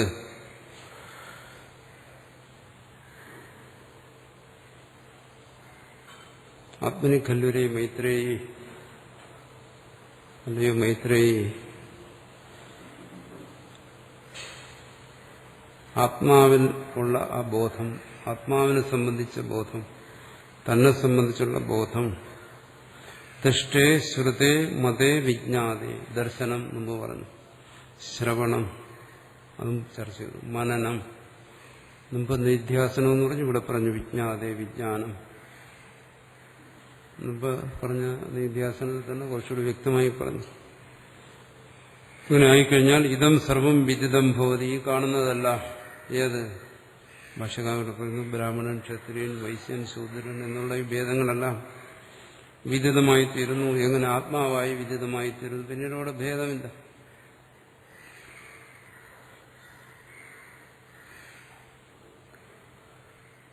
അതാണ് മുമ്പ് വാർത്തികാരൻ പറഞ്ഞത്. സർവവും ആത്മാവായി തന്നെ കാണുന്നു. സർവവും ആത്മാവായി കാണുന്നവന് ഈ ബ്രാഹ്മണ ക്ഷത്രിയാദി അഭിമാനമില്ല, അതുകൊണ്ടുള്ള രാഗമില്ല, അതുകൊണ്ടുള്ള ദേഷ്യമില്ല. അവൻ സർവവും ആത്മാവായി തന്നെ കാണുന്നു. സർവം വിദിതമായി തീരുന്നു. അതുകൊണ്ട് അടുത്തു വരുന്ന ഭാഗത്തെക്കുറിച്ച് ഭാഷ്യകാരൻ പറയുന്നത്, ഈ അജ്ഞാനം കൊണ്ട് കൽപ്പിതമായ ബ്രഹ്മക്ഷത്രാദിഭേദം അല്ലെങ്കിൽ ബ്രഹ്മക്ഷത്രാദിഭേദ ബോധം അതിനെ നിരാകരിക്കാൻ വേണ്ടിയിട്ടാണ്. അങ്ങനെ കാണരുത്, അങ്ങനെ ചിന്തിക്കരുത്. അത് ബ്രഹ്മഭേദമായാലും ശരി, ആശ്രമഭേദമായാലും ശരി, ആത്മബോധമുള്ളവൻ അങ്ങനെ ചിന്തിക്കാൻ പാടില്ല. എല്ലാം ഒരുപോലെ തന്നെ, ഒന്നിനും മറ്റൊന്നിനും അപേക്ഷിച്ച് വിശേഷതയൊന്നുമില്ല. അങ്ങനെ വർണ്ണഭേദം, ആശ്രമഭേദം, ഇത് രണ്ടും ഒരുപോലെ. രണ്ടിലും അങ്ങനെ ചിന്തിക്കാൻ പാടില്ല.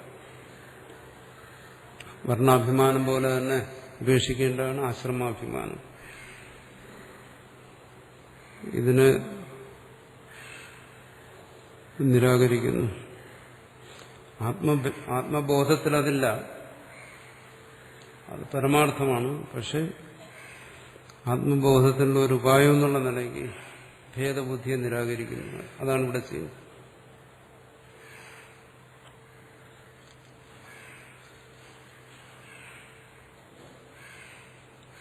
മന്ത്രത്തിൽ പറഞ്ഞത് ആത്മാവാരെ ദൃഷ്ടവ്യ ശ്രോതവ്യോ മന്ദവ്യോ നിധിധ്യാസിതവ്യോ മൈത്രേയി ആത്മനോവ അരേ ദർശനേന ശ്രവണേന മത്യ വിജ്ഞാനേന ഇതം സർവം വിദിതം. അടുത്ത് ബ്രാഹ്മണ ക്ഷത്രിയാദി ഭേദത്തെ നിരാകരിക്കുന്നു.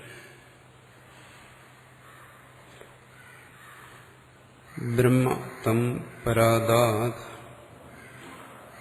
യോ അന്യത്രാത്മനോ ബ്രഹ്മവേദ ക്ഷത്രം തം പരാദാത് യോ അന്യത്ര ആത്മനക്ഷത്രം വേദ ലോകാഹ തം പരാദുഃ യോ അന്യത്രാത്മനോ ലോകാൻ വേദ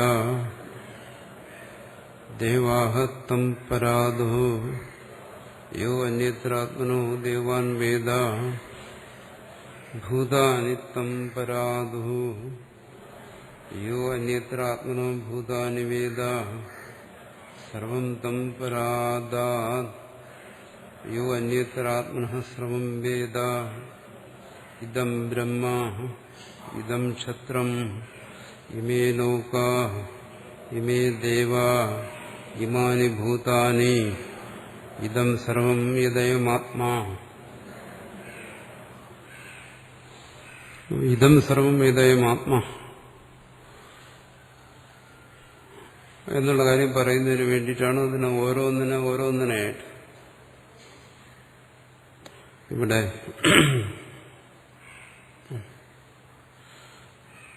ബ്രഹ്മതം പരാദാത് നന്നു കഥം അന്യസ്മിൻ വിദിതേ അന്യത് വിദിതം ഭവതി നൈഷദോഷഃ. ഇവിടെ പറഞ്ഞു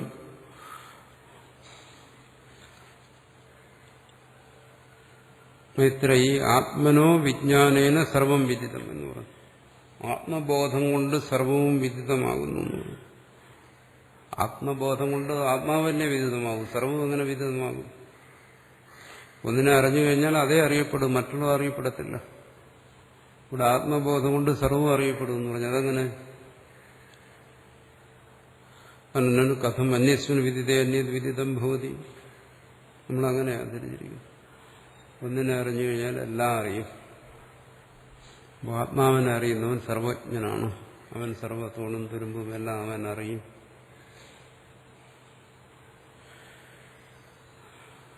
അതിനങ്ങനെ അർത്ഥമില്ല. ആത്മാവിനെ അറിഞ്ഞു കഴിഞ്ഞാൽ അവന് സർവവിഷയകമായ ജ്ഞാനം ഉണ്ടാകും. ഭൂതഭാവിയെക്കുറിച്ചുള്ള ജ്ഞാനം ഉണ്ടാകും. സ്ഥൂല സൂക്ഷ്മങ്ങളെക്കുറിച്ചുള്ള ജ്ഞാനമുണ്ട്. വ്യവഹിതവും വിപ്രകൃഷ്ടവുമായ വസ്തുക്കളെക്കുറിച്ചുള്ള, അതായത് മറഞ്ഞിരിക്കുന്നതും ദൂരെയിരിക്കുന്നതുമായിട്ടുള്ള വസ്തുക്കളെക്കുറിച്ചുള്ള ജ്ഞാനമുണ്ടെന്നല്ല അതർത്ഥം. അത് വ്യക്തമാക്കാൻ വേണ്ടി ഇവിടെ പറയുകയാണ്. നമ്മൾ മുമ്പ് അത് ചർച്ച ചെയ്തിട്ടുള്ളതാണ്. അങ്ങനെയൊന്നും സംഭവിക്കത്തില്ല.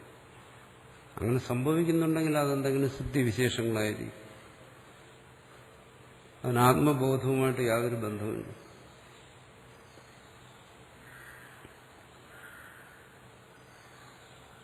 ആത്മബോധം കൊണ്ട് എല്ലാം അറിയുമെന്ന് പറഞ്ഞാൽ എങ്ങനെ? എന്തായാലും വരും. ഇവിടെ ആത്മാവിൽ നിന്നും അറിയാനായി മറ്റൊന്നുമില്ല. സർവത്തെയും അവൻ ആത്മാവായി അറിയുന്നു. അതാണ് പറയുന്നത്. അവൻ സർവത്തെയും അറിയുന്നു. അതാണ് ഇവിടെ ഇനി വിശദീകരിക്കാൻ പോകും.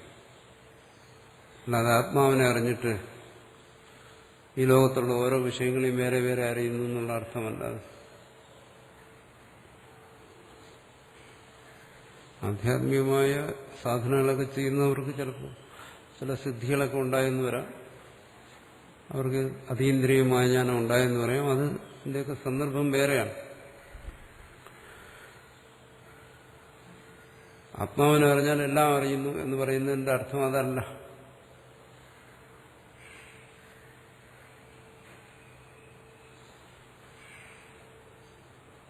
ആത്മാവിൽ നിന്ന് അന്യമായി മറ്റൊന്നുമില്ല. അതുകൊണ്ട് അറിയാനൊന്നും ശേഷിക്കുന്നില്ല. എല്ലാത്തിനെയും ആത്മാവായി തന്നെ അറിയുന്നു. ഇത് രണ്ടുമാണ് അതിന്റെ താല്പര്യം. നൈഷദോഷ നഹി ആത്മവ്യതിരേകേണ ഭാഷ്യകാരൻ പറയും. യത് കിഞ്ചിത് അസ്തി. ആത്മാവിനെ അറിഞ്ഞാൽ എല്ലാം അറിയുമെന്ന് എങ്ങനെ പറയാൻ കഴിയും? പറയുന്നു ആത്മവ്യതിരേകേണ യത് കിഞ്ചിത് അസ്തി. ആത്മാവിൽ നിന്ന് അന്യമായി ഒന്നും തന്നെ ഇല്ല. അത് തന്നെ. അതിനപ്പുറം ആ പറയുന്നതിന് താല്പര്യമൊന്നുമില്ല. യദി അസ്തി ന തദ്വിദിതം സ്യാത് ന അന്യത അസ്തി ആത്മൈവത് സർവം. യദി അസ്തി ന തദ്വിദിതം സ്യാത് പറയുന്നു. അങ്ങനെയുണ്ട്. ആത്മാവിൽ നിന്ന് ഭിന്നമായി എന്തെങ്കിലും ഉണ്ടെങ്കിൽ ആത്മാവിനെ അറിഞ്ഞാൽ അതറിയാതിരിക്കും. കാരണം ഇവിടെ പുസ്തകമുണ്ട്, മേശയുണ്ട്. പുസ്തകത്തെ അറിഞ്ഞാൽ മേശ അറിയാൻ കഴിയുന്നില്ല. എന്തുകൊണ്ട്? പുസ്തകത്തിൽ നിന്ന് മേശ വേറെയാണ്. പുസ്തകത്തെ അറിയുമ്പോൾ പുസ്തകത്തെ അറിയാൻ കഴിയും. അതുപോലെ ആത്മാവിൽ നിന്ന് എന്തെങ്കിലും അന്യമായിട്ടുണ്ടെങ്കിൽ ആത്മാവിനെ അറിയുന്നുണ്ട്, അതിനറിയാൻ കഴിയില്ല. അതാണ് യദ്യസ്തി ന തദ്വിദിതം സ്യാത് നതു അന്യത് അസ്ഥി. ആത്മബോധം ഉള്ളവനെ സംബന്ധിച്ച് അങ്ങനെ രണ്ടാമതൊന്നില്ല. പിന്നെയോ ആത്മൈവത് സർവം. സർവവും ആത്മാവ് തന്നെ. സർവം എന്ന് പറഞ്ഞാൽ നാമരൂപാത്മകമായി ഇവിടെ എന്തൊക്കെ അനുഭവപ്പെടുന്നുണ്ടോ, പ്രപഞ്ചരൂപത്തിൽ എന്തൊക്കെ അനുഭവപ്പെടുന്നുണ്ടോ അത് നമ്മൾ പറഞ്ഞു. സർവം ബ്രഹ്മപര്യായ. സർവവും ആത്മാവ് തന്നെയാണ്. ആത്മാവിൽ നിന്ന് അന്യമായിട്ടില്ല. ഉണ്ടെങ്കിലല്ലേ ഉള്ളൂ. ഉണ്ടെങ്കിലേ അറിയുമോ അറിയില്ലേ എന്നുള്ള ചോദ്യത്തിനവിടെ പ്രസക്തിയുള്ളൂ. ഇത് രണ്ടാമതൊന്നുമില്ല. ഈ കാണുന്ന പ്രപഞ്ചമോ അതിനാണ് പറയുന്നത് സർവം. സർവവും ആത്മാവ് തന്നെയാണ്. ആത്മൈവത്ത് സർവം. ആത്മാവെന്ന് പറഞ്ഞാൽ താൻ സ്വസ്വരൂപം, അതാണ് ആത്മാവ്. അല്ല ആത്മാവെന്ന് പറയുന്ന ഒരു വസ്തു ഇതെല്ലാമായിരിക്കുന്നു എന്നല്ല. ആത്മാവെന്ന് എവിടെ പറയുന്നു അവിടെയെല്ലാം അതിനെ അന്തർമുഖമായി തന്നെ ഗ്രഹിക്കണം. താൻ തന്നിൽ നിന്ന് അന്യമായി മറ്റൊന്നുമില്ല. അതാ പറയുന്നത്. താൻ തന്നെയാണ് സർവവുമായിരിക്കുന്നത്. ഇത് അദ്വൈതം. ആത്മൈവത് സർവം. തസ്മാത് സർവം ആത്മനി വിദിതേ വിദിത. അതുകൊണ്ടാണ് പറയുന്നത് ആത്മാവിനെ അറിഞ്ഞു കഴിഞ്ഞാൽ എല്ലാം അറിയും എന്ന് പറയുന്നു. ഏതെങ്കിലും ഒരു ജീവന്റെ, ഒരു വ്യക്തിയുടെ സർവജ്ഞതയെക്കുറിച്ചല്ല ഇവിടെ പറയുന്നു. അതിനെക്കുറിച്ചുള്ള ചർച്ചയല്ല. തസ്മാത് അതുകൊണ്ട് എന്നുവെച്ചാൽ തസ്മാന്ന് വെച്ചാൽ ആത്മാവിൽ നിന്നും അന്യമായി മറ്റൊന്നും ഇവിടെ ശേഷിക്കാത്തതുകൊണ്ട്, തന്നിൽ നിന്നും അന്യമായി മറ്റൊന്നും ഇവിടെ ശേഷിക്കാത്തതുകൊണ്ട്. ഇതിൽ കൂടുതൽ വ്യക്തമായിട്ട് ഇതെങ്ങനെ പറയുന്നു? സർവം തസ്മാത് സർവം ആത്മനി വിദിതേ വിദിതം സ്യാത്. അതുകൊണ്ട് തന്നെ അറിഞ്ഞു കഴിഞ്ഞാൽ സർവത്തെയും താനായി തന്നെ അറിയുന്നു. കഥം പുനരാത്മൈവ സർവമിത്യേത് ശ്രാവേതി. എങ്ങനെയാണ് സർവവും ആത്മാവായി തന്നെ ഇരിക്കുന്നത്? താൻ ആത്മാവാണെന്ന് പറഞ്ഞ് മനസ്സിലായി. സർവവും ആത്മാവാണെന്നെങ്ങനെ മനസ്സിലാക്കാം? അത് ശ്രാവേതി. അതാണ് അടുത്ത ശ്രുതി അടുത്ത് പറയുന്നത്. ബ്രഹ്മ ബ്രാഹ്മണ ജാതി തം പുരുഷം പരാദധ്യാ പരാകുര്യാ. ബ്രഹ്മക്ഷത്രം എന്നതിനെ ഇവിടെ തുടർന്ന് പറഞ്ഞിരിക്കുന്നുണ്ട്. ഇവിടെ ബ്രാഹ്മണൻ എന്ന് പറയുന്ന ജാതി ഉദ്ദേശിച്ച് പറഞ്ഞിരിക്കുകയാണ്. അങ്ങനെ ഉണ്ടല്ലോ, അതൊരു വാസ്തവമാണല്ലോ. ബ്രാഹ്മണനും ക്ഷത്രിയനും ഒക്കെ പറയുന്ന ഗോത്രങ്ങൾ ഉണ്ടായിരുന്ന കാലഘട്ടത്തിലാണ് ഇതൊക്കെ എഴുതിയത്, ഇതൊക്കെ പറഞ്ഞത്. അതുകൊണ്ട് ആ ഓരോ ഗോത്രത്തിലും അഭിമാനിക്കുന്നവരോട് പറയുകയാണ്, ഞാൻ ബ്രാഹ്മണനാണ് എന്ന് കരുതുന്നു, താൻ ക്ഷത്രിയനാണെന്ന് കരുതുന്നു. അങ്ങനെ പറയുന്നു. ഏതൊരുവനാണോ നിങ്ങളുടെ കൂട്ടത്തിൽ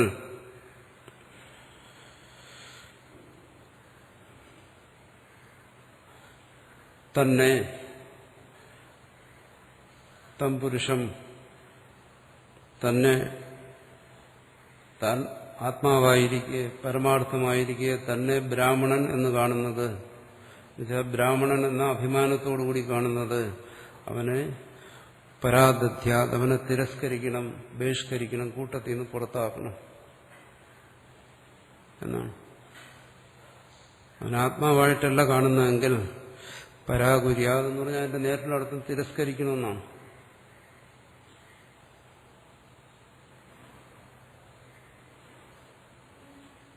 പുല കുളിച്ച് പിണ്ടം വയ്ക്കണം എന്ന് പറയും. അതാ പറയുന്നു. അതായത് ബ്രാഹ്മണജാതി ഏതൊരുവനാണോ തന്നെ ബ്രാഹ്മണനാണെന്ന് അഭിമാനിക്കുന്നത് അവനെ ആ ജാതിയിൽ നിന്ന് പുറത്താക്കണം എന്നാണ്. ഈ ശ്രുതി പറഞ്ഞിരുന്നത് അനുസരിച്ചാണെങ്കിൽ ഇന്നെല്ലാം പുറത്തായ ബ്രാഹ്മണനേ ഉള്ളൂ, പുറത്തായ ക്ഷത്രിയനേ ഉള്ളൂ. ഇത്രയും ശ്രുതി വ്യക്തമായി പറഞ്ഞിരിക്കുകയെ വീണ്ടും ഇങ്ങനെയുള്ള അഭിമാനങ്ങൾ അതിന്റെ പേരിൽ ഉള്ള എന്തായാലും വച്ചു പുലർത്തുന്നവരെ ആണ് ചിലപ്പോൾ ഞാൻ അറിയാതെ വിമർശിച്ചു പോകുന്നു. മനഃപൂർവ്വമല്ല, വിദ്വേഷം കൊണ്ടല്ല, ഈ സത്യം മനസ്സിലാക്കുന്നില്ലല്ലോ എന്ന് കരുതിയിട്ടാണ്. എന്നിട്ട് ഇന്നും മനുഷ്യൻ, അത് ഏത് അഭിമാനമായാലും ശരി, ബ്രാഹ്മണൻ എന്നുള്ള അഭിമാനമായാലും ശരി, ചണ്ടാളൻ എന്നുള്ള അഭിമാനമായാലും ശരി, ഏതായാലും ശരി, അങ്ങനെ ഒരു അഭിമാനമുള്ളവനെ എന്താണ് ബ്രാഹ്മണജാതി തം പുരുഷം പരാദാ, അവനെ പുറത്താക്കിക്കൊള്ളാനാണ് പറഞ്ഞിരിക്കുന്നത്, തിരസ്കരിക്കാനാണ്. പരാദധ്യാൻ പരാകുര്യാൻ,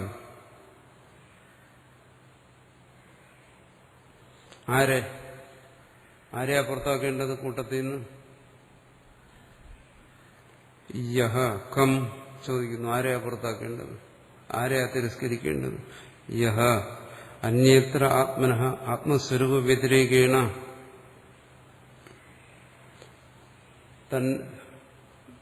വാസ്തവത്തിൽ താൻ ആത്മാവാണ്, എന്നാൽ ആത്മസ്വരൂപത്തിൽ നിന്നും ഭിന്നമായി, തന്നെ ആത്മാവായി അറിയാതെ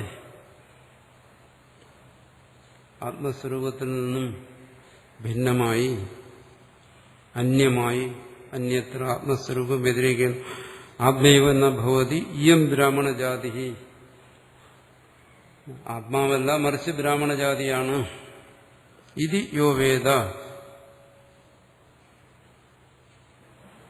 എന്ന് ആരാണോ അറിയുന്നത് അവനെ പരാദധ്യ, അവനെ തിരസ്കരിക്കണമെന്നാണ്. എന്നുവെച്ചാൽ അവൻ നശിച്ചു കഴിഞ്ഞു എന്നാണ്. എന്നീ ജാതി അഭിമാനമുള്ള ആരെങ്കിലും ഇത് അംഗീകരിക്കും? ഈ പറയുന്ന കാര്യം ഇത് പഠിക്കുകയും പഠിപ്പിക്കുകയും ചെയ്യുന്നവർ അംഗീകരിക്കുമോ? ഇല്ല. അപ്പൊ പിന്നെ അവരെന്ത് ഭാഷയിലാണ് പറയേണ്ടത്? ശരി, ഇതൊന്നും അറിയാത്ത മനുഷ്യർ ഇത്തരം അഭിമാനങ്ങളിൽ നടക്കുന്നത് നമുക്ക് മനസ്സിലാക്കാം. പക്ഷെ ഇതൊക്കെ അറിഞ്ഞ ആൾക്കാരും ഇത്തരം അഭിമാനങ്ങളെ കൊണ്ട് നടന്നു കഴിഞ്ഞാൽ ഇന്ന് ഞാൻ വയലന്റ് ആകും, അതുകൊണ്ട് ഞാൻ നിർത്തുകയാണ്. തം പരാദധ്യാ സാ ബ്രാഹ്മണജാതിർ അനാത്മസ്വരൂപേണ മാം പശ്യതീതി,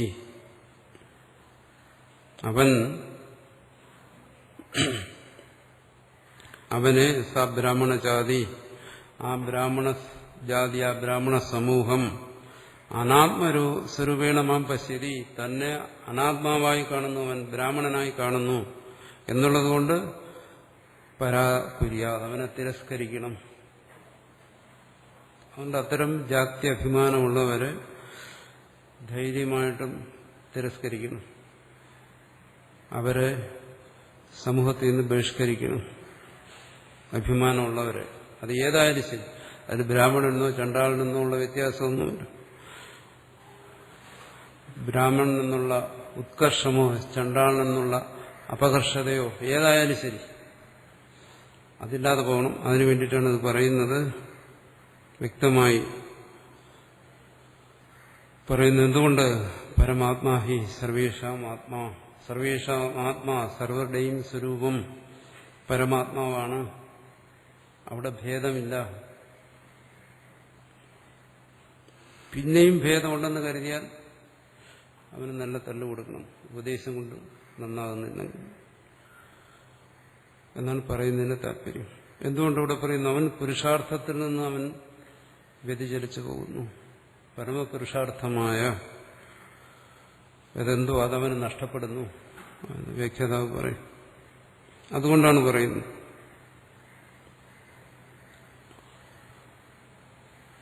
അവനെ മനുഷ്യനായിട്ട് ഇത് എങ്ങനെ, ഇതൊരു അഭിമാനത്തെക്കുറിച്ച് പറഞ്ഞു. ഇന്നും അന്നും മനുഷ്യരുടെ ഇടയിൽ പ്രസിദ്ധമായിരിക്കുന്ന അഭിമാനമാണ് ജാത്യഭിമാനം. ആ ജാത്യഭിമാനത്തെക്കുറിച്ച് പറഞ്ഞു. ഇനി അതുപോലെയുള്ള മറ്റഭിമാനങ്ങളും, കുലാഭിമാനം, വർണ്ണാഭിമാനം, ആശ്രമാഭിമാനം, ഇത്തരം അഭിമാനങ്ങളെല്ലാം കൊണ്ട് നടക്കുന്നവനെ തിരസ്കരിച്ചിരിക്കുക എന്നാണ്. അതായത് സമൂഹത്തിനോട് പറയുകയാണ്. ഇവിടെ ഇപ്പം ബ്രാഹ്മണ സമൂഹത്തിനോട് പറയുന്നു. എന്തുകൊണ്ട്? അവൻ അറിയേണ്ടത് തന്റെ സ്വരൂപം പരമാത്മാവാണെന്നാണ് അറിയേണ്ടത്. വലിയ പ്രമാദം അവന് സംഭവിച്ചിരിക്കുകയാണ്. തഥാ ക്ഷത്രം ക്ഷത്രിയജാതി തഥാ ലോകഃ ദേവഃ ഭൂതാനി സർവവിധം ബ്രഹ്മേദിയാനി അനുക്രാന്താനി താനി സർവാണി ആത്മൈവ. മുമ്പ് പറഞ്ഞല്ലോ സർവം ബ്രഹ്മ എന്ന് പറഞ്ഞു. ആ സർവം ബ്രഹ്മ എന്ന് പറഞ്ഞ ആരെ ഉദ്ദേശിച്ചാണ് പറഞ്ഞത്? ഈ പറയുന്ന ബ്രാഹ്മണൻ. അവൻ ബ്രാഹ്മണനല്ല, ബ്രഹ്മമാണ്. ക്ഷത്രിയൻ, അവൻ ക്ഷത്രിയനല്ല, ബ്രഹ്മമാണ്. ലോകാഹ, മറ്റ് ലോകങ്ങളെല്ലാം. ദേവാഹ, ദേവന്മാരെല്ലാം. ഭൂതാഹ, പ്രാണികളെല്ലാം. സർവം ബ്രഹ്മമാണ്. സർവമിതം ബ്രഹ്മ. ഇത് യാനി അനുക്രാന്താനി. സർവം ബ്രഹ്മമെന്ന് ഏതിനെയെല്ലാമാണ് അവിടെ സർവശബ്ദം കൊണ്ട് പരാമർശിച്ചത്? താനി സർവാണി, സർവതും ആത്മൈവ, താൻ തന്നെയാണ്. ഇവിടെ പറയുന്നത് നിധിധ്യാസനത്തിന്റെ ഫലമാണ്. എന്നുവെച്ചാൽ നിധിധ്യാസനമെന്ന് പറയുന്ന ആ ബോധമുള്ളവൻ, അനന്യായത്വ വിജ്ഞാനം എന്ന് പറഞ്ഞു. അങ്ങനെയുള്ളൊരു ബോധമുള്ളവന്റെ കാഴ്ചപ്പാട് എന്താണ്? അതാണ് പറയുന്നത്. തന്നെ ഇങ്ങനെ അറിയുന്നതോടുകൂടി തീർന്നതല്ല. ലോകത്തെ അവൻ അറിയുന്നത് ആത്മാവായിട്ടാണ്. മഹാത്മാക്കളെല്ലാം അങ്ങനെയാണ് കാണുന്നത്. ആത്മസ്വരൂപമായി, സ്വസ്വരൂപമായി തന്നെയാണ് ലോകത്തെ എല്ലാം കാണുന്നത്. താനി സർവാണി ആത്മേവ. ഇത്രയും വ്യക്തമായിട്ടിവിടെ നേരിട്ട് തന്നെ യാതൊരു വളവും തിരിവും മറവൊന്നും ഇല്ലാതെ പറഞ്ഞിരിക്കുന്നു. ഇത്തരത്തിലുള്ള ജാത്യഭിമാനമോ കുലാഭിമാനമോ വർണ്ണാഭിമാനമോ ആശ്രമാഭിമാനമോ ഒന്നും പാടില്ല. മറിച്ച് താൻ ആത്മാവാണെന്ന്, തന്റെ സ്വരൂപം പരമാത്മാവാണെന്ന് അറിയുന്നു. അതുപോലെ ലോകത്തെ അറിയുക. അതുകൊണ്ടെന്താണ് യദയം ആത്മാ. എന്തുകൊണ്ട് യസ്മാ ഇങ്ങനെ പറയുന്നു? അയം ആത്മാ, ഇവൻ ആത്മാവാണ്. ഏതൊരുവനെയാണോ നീ ബ്രാഹ്മണനെന്ന് കാണുന്നത്, അയം അവൻ ആത്മാവാണ്. ഏതൊരുവനെയാണോ നീ ക്ഷത്രിയനെന്ന് കാണുന്നത്, അവൻ ആത്മാവാണ്. ഏതൊരുവനെയാണോ നീ ചണ്ടാളനെന്ന് കാണുന്നത്, അവൻ ആത്മാവാണ്. യദ് അയമാത്മാ യസ്മാത് അയമാത്മാ യോ അയം ആത്മാ ദ്രഷ്ടവ്യ ശ്രോതവീതി പ്രകൃതഃ പറയുന്നു. ഇവിടെ ദ്രഷ്ടവ്യ ശ്രോതവ്യ എന്നെല്ലാം പറഞ്ഞല്ലോ. തന്റെ വാസ്തവ സ്വരൂപത്തെക്കുറിച്ചാണ് പറഞ്ഞിരിക്കുന്നത്. അവൻ യസ്മാദാത്മനോ ജായതേ ആത്മനീവലീയതേ ആത്മമയം ച സ്ഥിതികാലേ ആത്മവ്യതിരികേണ ആഗ്രഹണാ ആത്മേവേദ സർവം. അതിന് വീണ്ടും മറ്റൊരു തരത്തിൽ പറയുന്നു. യസ്മാദാത്മനോ ജായതേ, ഇതെല്ലാം, ഈ കാണുന്നതെല്ലാം യാതൊരു സ്വരൂപത്തിൽ നിന്നാണോ ഉണ്ടായത്, ഏതൊരു പരമാത്മാവിൽ നിന്നാണോ ഉണ്ടായത്, ഏതൊരു തന്റെ സ്വരൂപമായിരിക്കുന്ന പരമാത്മാവിൽ നിന്നാണോ ഉണ്ടായത്, ആത്മനിവലീയതേ, ഏതൊരു സ്വരൂപത്തിലാണോ വിലയിക്കുന്നത്, ആത്മമയം ച സ്ഥിതികാല, അതുകൂടെ പ്രത്യേകം പറയും. അത് ഇങ്ങനെ നിലനിൽക്കുമ്പോഴും ആത്മാവിൽ നിന്നുണ്ടായി ആത്മാവിൽ ലയിക്കുമ്പോൾ മാത്രമല്ല, ഇങ്ങനെ നിൽക്കുമ്പോഴും ഇങ്ങനെ അനുഭവപ്പെടുമ്പോഴും. എങ്ങനെ? ബ്രാഹ്മണൻ, ക്ഷത്രിയൻ, ലോകങ്ങൾ, ദേവന്മാര്, ഭൂതങ്ങൾ, ഇങ്ങനെയെല്ലാം അനുഭവപ്പെടുമ്പോഴും ആത്മവ്യതിരികേണ അഗ്രഹണ, ആത്മാവിൽ നിന്ന് അന്യമായി ഇതിനെ ഗ്രഹിക്കാൻ പാടില്ല. ഇതിനെല്ലാം ആത്മാവായി തന്നെ ഗ്രഹിക്കണം, അല്ലാതെ കാണുന്ന രൂപത്തിൽ ഇതിനെ ഗ്രഹിക്കാൻ പാടില്ല. അതാണ് ആത്മബോധം. ആത്മവ്യതിരകമായി അഗ്രഹണം എന്ന് വെച്ചാൽ എന്താണ്? ആത്മവ്യതിരമായി ഗ്രഹിക്കാൻ കഴിയുന്നില്ല ഒരുവൻ, ആത്മബോധമുള്ളവൻ. ഇതിനെ ആത്മാവായി ഗ്രഹിക്കാൻ കഴിയുന്നുള്ളൂ സ്ഥിതികാലത്തിന് എന്ന് പറയും. ഇപ്പൊ സാധാരണ പറയുന്നത് ഇതൊരു തത്വമാണ്. പക്ഷെ നമ്മുടെ വ്യവഹാരത്തിൽ വരുമ്പോഴത്തേക്ക് അതിനെ ബ്രാഹ്മണൻ, ക്ഷത്രിയൻ, വൈശ്യൻ ഇങ്ങനെയുള്ള ഭേദത്തിലേ കാണാൻ പറ്റുമെന്ന് സാധാരണ പറയും. അതിനിവിടെ നിഷേധിക്കുകയാണ്. സ്ഥിതികാലത്തിലും എന്നാണ്. അതാണ് തത്വം. മുമ്പ് പറഞ്ഞതല്ല തത്വം. ഇതിങ്ങനെ നിലനിൽക്കുമ്പോഴെന്ന് പറഞ്ഞാൽ ഇങ്ങനെ ഭേദരൂപത്തിൽ നിലനിൽക്കുമ്പോഴും എന്നാണ്. അതാണ് സ്ഥിതികാലം. ഈ ഭേദം നമുക്ക് അനുഭവപ്പെടുന്നതിനാണ് സ്ഥിതികാലം എന്ന് പറയുന്നത്. എന്നിട്ട് ഉത്പത്തിക്ക് മുമ്പ് ഭേദം നമുക്ക് അനുഭവപ്പെടുന്നില്ല. നാശത്തിന് ശേഷവും ഭേദം അനുഭവപ്പെടുന്നില്ല. ഭേദം അനുഭവപ്പെടുന്നത് സ്ഥിതികാലത്തിലാണ്. അവിടെയും ആത്മവ്യതിരേകേണ അഗ്രഹണ, ആത്മാവിൽ നിന്ന് അന്യമായി ഒന്നിനെയും ഗ്രഹിക്കാൻ കഴിയുന്നില്ല. ജാതിഭേദമോ മതഭേദമോ ഒന്നും ഗ്രഹിക്കാൻ കഴിയുന്നില്ല. അതുകൊണ്ട് ആത്മേയവ സർവം, ഈ സ്ഥിതികാലത്തിലും ഈ നാനാത്വ ബോധമുള്ളപ്പോഴും ഇത് പലതായി പ്രതീതമാകുമ്പോഴും അനുഭവപ്പെടുമ്പോഴും ഇത് ആത്മാവ് തന്നെയാണ്. അങ്ങനെ പറയേണ്ടി വരുന്നത് എന്തുകൊണ്ട്? ഇത് പലതായി പ്രതീതമാകുന്നു. ആ പലതായി പ്രതീതമാകുന്നതല്ല സത്യം, അത് ഭ്രാന്തിയാണ്. ആ ഭ്രാന്തിയെ ആശ്രയിച്ചുകൊണ്ടാണോ വ്യവഹാരം, അതോ സത്യത്തെ ആശ്രയിച്ചുകൊണ്ടാണോ ഒരു സത്യദർശി ചെയ്യേണ്ടതെന്നുള്ളതാണ്.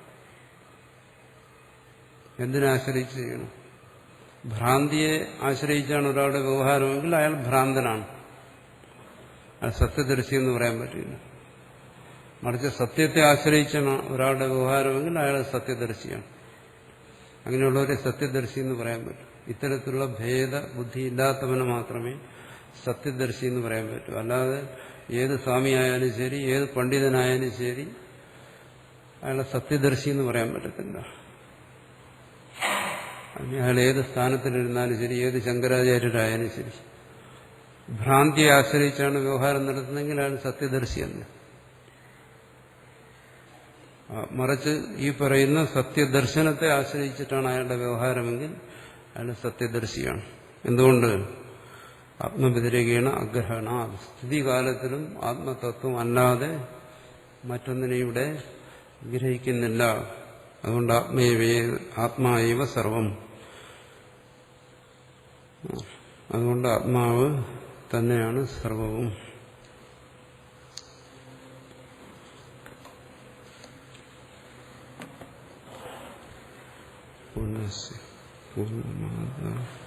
പൂർണ്ണമാദാവശിഷ്യതി. ഓം ശാന്തി ശാന്തി ശാന്തി. ഓം ശ്രീ ഗുരുഭ്യോ നമഃ.